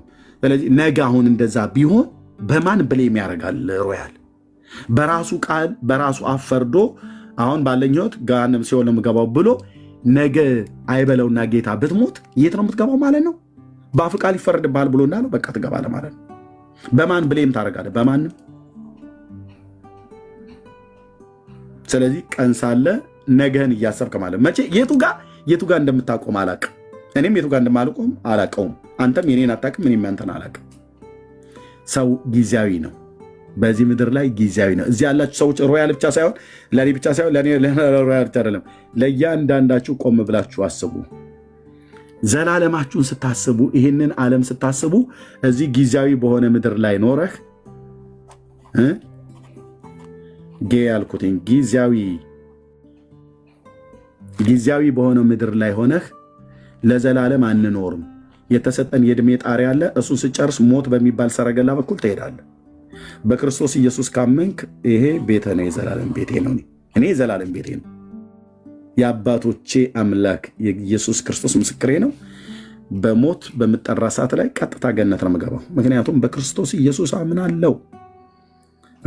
ኤርሚያስ መኖሩን ብክድ ይሻላል ኢየሱስ ክርስቶስ መኖሩን ከምክድ። በጣም ነው ማምነው ጌታዬን እንድታመንም ልቤን ስለረዳ ለህይወት የሚሆን ንስሐን ስለሰጠኝ ማለት ነው። በፍጹም ሲኦል አልገባም። ለምን? አንደኛው የእግዚአብሔር ቃል ይነግረናል። የእግዚአብሔር ቃል በሚነግረው በዚህ ትውልድ መካከል መተፋትን፣ መናቅን፣ መሰደብን፣ መዋረድን የምታገስለት ዘመኔን ሰጥቼ ጸጋ ሰጥቶኝ ልጅነቴን ሰጥቼ ዘመኔን ሰጥቼ የማገለግለው ኢየሱስ ክርስቶስ አያሳፍረኝም፣ አይጥለኝም። ትንሣኤና ሕይወት እኔ ነኝ። የሚያምን ቢሞት እንኳን ይሄ ይሆናል፣ ወደ እኔ የሚመጣውን ከቶ ወደ ውጭ አላውጣውም ብሎ ያለ ተስፋን የሰጠ እንደሱ ያለ ማን አለ? ከሰማያት መጥቶ የጠፋሁትን እኔን ስቅበዘበዝ ፈልጎ አግኝቶኛል። አሁን እረኛዬ ስር ነው ያለሁት፣ በእረኛዬ ጥላ ስር ነው ያለሁት። ኦኬ፣ መጋቢ እሱ ነው፣ የሚያስወጣኝ እሱ ነው፣ ከክፉ የሚጠብቀኝ እሱ ነው። ለዚህ ምድር አይደለም ለሚመጣውም ዓለም ለዘላለም መታመኛ እሱ ነው። አንተ ወንድሜ፣ አንቺም እህቴ ለዘላለም መታመኛሽ እሱ ነው። ክርስቲያን በኢየሱስ ክርስቶስ ካመነ በኋላ ሲኦል እገባለሁ ብሎ አይልም። መንግስተ ሰማያት ነው የምገባው። መንግስተ ሰማያት ስገባ የዘላለም ህይወት ቤቴ ነው፣ ጸጸት በሌለበት በጉ ብርሃማ በሆነባት እልፍ አላፋት ቅዱሳን መላእክት ባሉበት ጻድቃን ሰማዕታት ባሉበት በዚያ ለዘላለም እንደ ከዋክብት እየደመቅን እንኖራለን። ይህንን ህይወት ከሰማያት መጥቶ ወደዚህ ዓለም ሰበከ። የሰበከውን ግማሹ ይሰማል፣ ግማሹ አይሰማም። ግማሹ አንብቧል፣ ግማሹ አላነበበም። የሮያልዬ ህይወት መጽሐፍ ቅዱስን አንብቤ ዮሐንስ ወንጌልን ሲያነብ ነፍሱ መዝለል ጀመረች፣ ደስ አላት። ለምን? የአምላኳን ቃል አገኘች። ለመጀመሪያ ጊዜ አጎረሳት መብል። ምን አይነት መብል? መንፈሳዊ መብል። ሮያልዬ መቀጠል ትችላለህ። ቴንክ ዩ። እኔ ምንድነው ቴንኪ በጣም አፕሪሼት እድሜ እና ያው እንደዚህ ረዘም ያለ እንትን ማዳመጥም አንድ ለውጥ ነው ለእኔ። ምክንያቱም እንደዚህ አይነት ትዕግስቱም የለኝም ነበር እና ይህ አሪፍ ነገር ነው። እና እኔ ደግሞ አንድ በራሴ ውስጥ የሚነግረኝ ነገር ምንድን ነው፣ በማንበብ ለውጥ እንደሚመጣ አውቃለሁ። እና እስቲ ለመጽሐፍ ቅዱስ ርቅ የቆየሁባቸውን ዘመናት አሁን በማንበብ ለመተካት እቅድ አለኝ። እና በማንበብ እስቲ ምንድን ነው ለውጥ የሚገኘው፣ ከእግዚአብሔር ቃል የሚገኘው ለውጥ ህይወትን እንዴት ይቀይራል የሚለውን ነገር ማየት እፈልጋለሁ። እያየሁት ነው ገና በጅምሩ 1% 2% ማትሞላ ነገር ነች ገና። እና አሁን ምንድን ነው መሰለህ የነዛን የክፋት አንደበቶች አንዳንድ ነገሮችን እንደዚህ መለወጥ ይችላለሁ ብለህ ራስ ጋር ትታገላለህ፣ ራስ ጋር ትግል ትጀምራለህ። ያን ነገር አሁን ልጀምረው ነው፣ እየጀመርኩትም ነው። እና ባይገርምህ እንደዚህ አንተ ሰው እኮ አያቀኝም አትል ወይ ደግሞ ሰው እኔ ረዘም ከረጅም ጊዜ በፊት ከሆነች ልጅ ጋር በጣም መጥፎ ነገር ተነጋግሬ ነበረ። እሷ አልተናገረችኝም፣ እኔ ተናግሬያት ነበርና በዛኛው ስልኬ የመጣልኝን እንትን ላሳይ። ምን አለች መሰለህ? እዚህ አንተን ገብቼ ጠይቄ የለ ምን ብትለኝ ጥሩ ነው መጠየቅ ጀመርክ፣ ካፍህ ነውር ነበር የሚወጣው፣ ጌታ ይርዳህ ብላ ጻፈችልኝ። መልስ አልሰጠኋት። ከዛ እንደገና ደግሞ በተወሰነ ቀን በኋላ ደግሞ የተናገርከኝ ነውር ንግግር ፈጣሪ ይቅር ይበልህ፣ የባህሪ ለውጥ ስላየውብህ ደስ ብሎኛል አለች። እና እንግዲህ ገባ አሁን እንግዲህ ይችል አላቃትም መቼ እንደሆነ ተነጋገረ ምንም ትዝ አይለኝም። ገብቷል። ስለዚህ እኔ አሁን ምንድን ነው እስቲ ባለሁበት በእምነት የእምነት መቀየር የእምነት ምናምን ነገር መንቀሽቀሽ ሳይሆን ባለሁበት ህይወቴ ውስጥ እስቲ ለውጥ ላምጣ የሚል ውስጥ ያለ በቃ ኖርማሊ ይህን ነገር ነው ማየቱ የምፈልገው በራሴ። እኔ እንደዚህ እንደዛ መጽሐፍ ቅዱስ እንዴት እንደሚቀይር ለራሴን ማወቅ እፈልጋለሁ። ካለሁበት እምነቴ ሆኜ እምነቴ ምንም አላጎደለችብኝም ብዬ እንዳልኩ አሁንም በእምነቴ ውስጥ ሆኜ መጽሐፍ ቅዱስን ላንብብ። መጽሐፍ ቅዱስን ሳነብ ምንም አታንብብ አንብብ ብሎ የሚያስገደኝ ስለሌለ በራሴ በገዛ ፈቃዴ የራሴን ስህተት ውስጥ እንደነበር ራሴ ትምህርት ሰጥቼ ራሴ እንደቀየርኩኝ እንዲታወቅልኝ ይፈልጋል። ለራሴ እምነት ስለቀየርኩ ስላልቀየርኩ ሳይሆን እግዚአብሔር አምላክ የቀየረኝ በእምነት ጉዳይ አይደለም። ለካ ከኔ የነበረውን ድክመት ስላረምኩት ነው። መጽሐፍን ማንበብ ጀመርኩኝ። የአንተን ቃል ማንበብ ሲጀምር አንተ ለወጥከኝ ብዬ እግዚአብሔርን ማለት እንዲጀምር ውስጤ እንደሚነግረኝ እንደመሆን ደግሞ አውቀዋለሁ። ይህን መንገድ ተከተል። ይህን መንገድ እንዳትለቅ እዛው ባለህበት በእምነት ውስጥ ሆነ መጽሐፍ ቅዱስን ብቻ ማንበብን ለራስ ቃል ከገባህ ብራዘር መጽሐፍ ሲናገር የጻድቃን መንገድ እንደ ንጋት ብርሃን ነው ይላል። በእውነተኛ ልብ የእግዚአብሔርን ቃል አንብበው፣ በእውነተኛ መንፈስ ሆነ እግዚአብሔርን በቅዱስ ቃል አስተምረ ብለኝ አንብበው ይል ሲታየዋለህ። ሮያል በቃ የማንም እጅ አያስፈልግም። የኤርምያስም እጅ አያስፈልግም። የማንም እጅ አያስፈልግም። በቃ መጽሐፍ ቅዱስን ከፈለክ ደግመ ዮሐንስ ወንጌልን አንብበው፣ ካልሆነ ደግሞ መቀጠል ትችላለህ። ሌሎችን ወንጌላትን ማንበብ ትችላለህ። ወደፊትም መቀጠል ትችላለህ። መጽሐፍ ቅዱስን አዲስ ኪዳን እኔ ራሴ ገርሞኛል። ይህን ያክል ጊዜ ሰጥቼ የእምነት ነገሮችን ይህን ያክል ጊዜ ሰጥቼ ማዳመጤ እግዚአብሔር ኧረ ትዕግስትም የለኝም እንደዚህ። ኧረ በስመ አብ ግን ጌታ ነው ያደረገው። አየህ አሁን ይሄን እግዚአብሔር አምላክ መረጋጋቱን ይሰጣል። እንደዚህ ስትወያይም እንደዚህ ጥሩ ነው። በመጥፎ ከሚወጣውን አንደበትን እንደገና ደግሞ ዝግ አድርገህ እንደዚህ ስትሆን ደግሞ እግዚአብሔር አምላክ ቀረብ ይልሃል። ገባህ እና ተመስገን ትለዋል። አሁን የሃይማኖት መለወጥ አለመለወጥ አይደለም። ምን አሁን እዚህ ላይ እያየሁ ያለሁት በፕሮቴስታንት መሆን ኦርቶዶክስ የመሆን ጉዳይ ሳይሆን ባይብል ስታነቦ ለካ ትንሽ ረጋ እንዲሰከን እያደረገ የሆነ ነገር ኮርኮም ያደርጋል። ገባህ እና ያን ነገር ነው በቃ ውስጤ እያየሁት ያለሁት እና ኤርሚ አመሰግናለሁ። በጣም ረጅም ጊዜ ነው የቆየሁትኝ። እኔም ለወጣ ነው፣ ቤተሰቤ እየጠበቀኝ ነው ያለው። ወንድምነት ዳንዬ ቴንኪው እኔና ሮያል ስለነበረን ብርክዬ፣ ሌሎችም እህቶች ወንድሞች እንድትናገሩ የእናንተን ጊዜ እንኳን አልሰጠናችሁም። በጣም ይቅርታ። በእኔና ሮያል ወንድሜ ንግግር ውስጥ ሌሎችም ሰዎች እንደዚሁ ይማሩበታል ብዬ በጣም አስባለሁ። ብዙ ሰዎች ስላሉ በቃ መጽሐፍ ቅዱስን አንብቡ። በሌላ ቤተ እምነት ውስጥ ያላችሁ ሰዎች ኦኬ፣ በስድባችሁ ጴንጤን አታስቆሙንም፣ በእውነት ማለት ነው። ለምን እግዚአብሔር ጸጋ የሚባልን ነገር ደርቦልናል እና ስለ ስሙ ብንነቀፍ፣ ስለ ስሙ ብንጠላ፣ ስለ ስሙ ብንሰደር፣ ስለ ስሙ የተለያየ ነገር ቢደርስብን በጌታ ጸጋ እንችላለን፣ እያስቻለንም ነው። ስለዚህ መጽሐፍ ቅዱስን አንብቡ ፕሊዝ። ትልቁ ቁልፍ ያለው መጽሐፍ ቅዱስ ውስጥ ነው። በሌላ ቤተ እምነት ውስጥ ያላችሁ ተደብቃችሁ የምትሰሙ ሰዎች እባካችሁ ለራስህ ነፍስ እንለምናችሁ መጽሐፍ ቅዱስን አንብቡ። መጽሐፍ ቅዱስን አንብቡ። እግዚአብሔር በልጁ በክርስቶስ ኢየሱስ የተናገረን እውነት፣ በነቢያቱና በሐዋርያቱ የተናገረን እውነት እዛ ላይ ተጽፏል። ያንን አንብብ፣ ያንን እመን፣ ጌታን ተቀበሉ፣ ከዘላለም ፍርድ ትድናላችሁ። ለሰው አንድ ጊዜ መሞት፣ ከዛ በኋላ ፍርድ የተመደበለት። ጌታ እንዲረዳችሁ ልባችሁን እልከኛ አታድርጉ። መጽሐፍ ቅዱስን አንብቡ። መጽሐፍ ቅዱስ ስታነቡ የቱ ጋር እንደቆምክ በመንፈሳዊ ዓለም ላይ መስታወት ነውና ያሳያችኋል እግዚአብሔር ቃል። ይህን ብለን እንላችኋለን። ጸጋ ይብዛላችሁ። ጌታን ለመቀበል የምትፈልጉ ሰዎች ካላችሁ እናበረታታችኋለን። ኑ በውስጥ መስመር 7 ቁጥርን ጻፉልኝ፣ አገኛችኋለሁ። ወንድምነትም አለ፣ ብርክዬም አለ፣ እናገኛችኋለን። በውስጥ መስመር 7 ቁጥርን ጻፉልኝ፣ ጌታን ለመቀበል የምትፈልጉ ሰዎች ካላችሁ።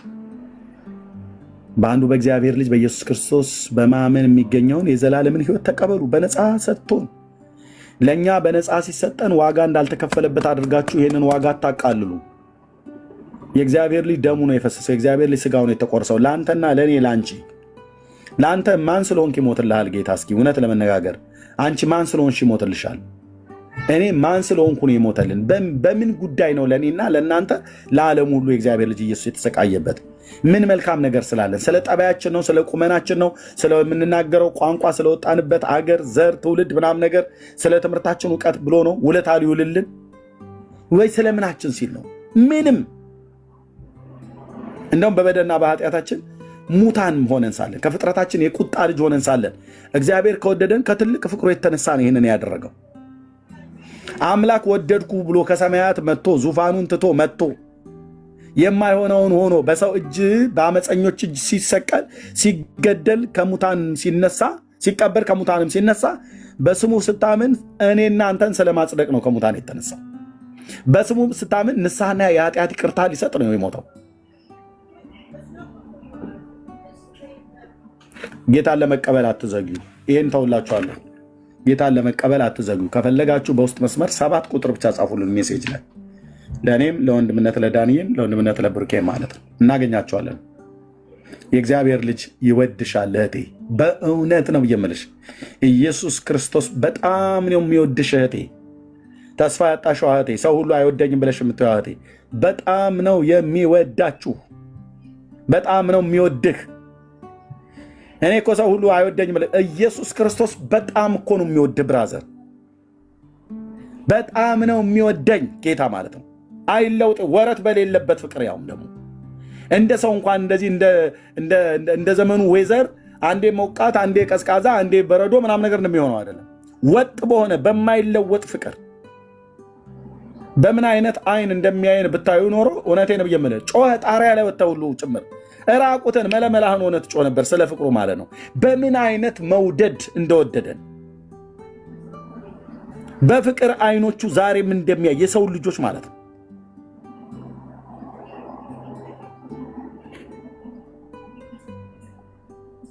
አይ ሰው ግን አያውቅ። ሰው ግን ዝንጉ ነው። ኢየሱስ አንቺን፣ ኢየሱስ አንተን፣ ኢየሱስ እኔን፣ ኢየሱስ እኛን፣ ዓለሙን እንዴት እንደወደደ ለማብራራት ከፈለክ መስቀሉ ላይ ብቻ ባልሰራው ጥፋት ጥፋተኛ ተብሎ ባልሰራው በደል በደለኛ ተብሎ በእኔ እናንተ ምትክ ገብቶ እርግማን ተባለ ማለት ነው። ከሕግ እርግማን እንዲዋጀን እሱ በእንጨት የሚሰቀል የተረገመ ነው ተብሎ እንደተጻፈ ይላል። ከሕግ እርግማን ይዋጀን ዘንድ ክርስቶስ ስለኛ እርግማን ሆነ።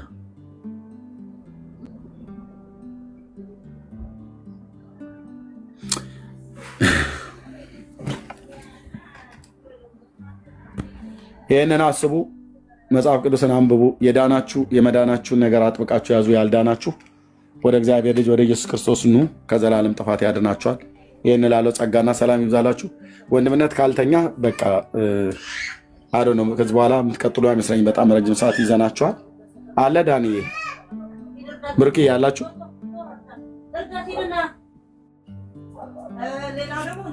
ወንድምነት ዳኒ ያለህ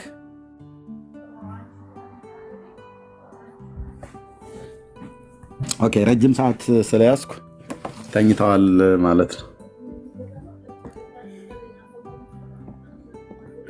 ሰኒ ያለሽ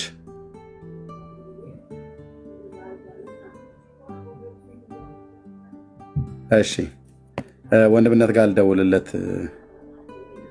ኦኬ ረጅም ሰዓት ስለያዝን እንትን ብለናቸዋል።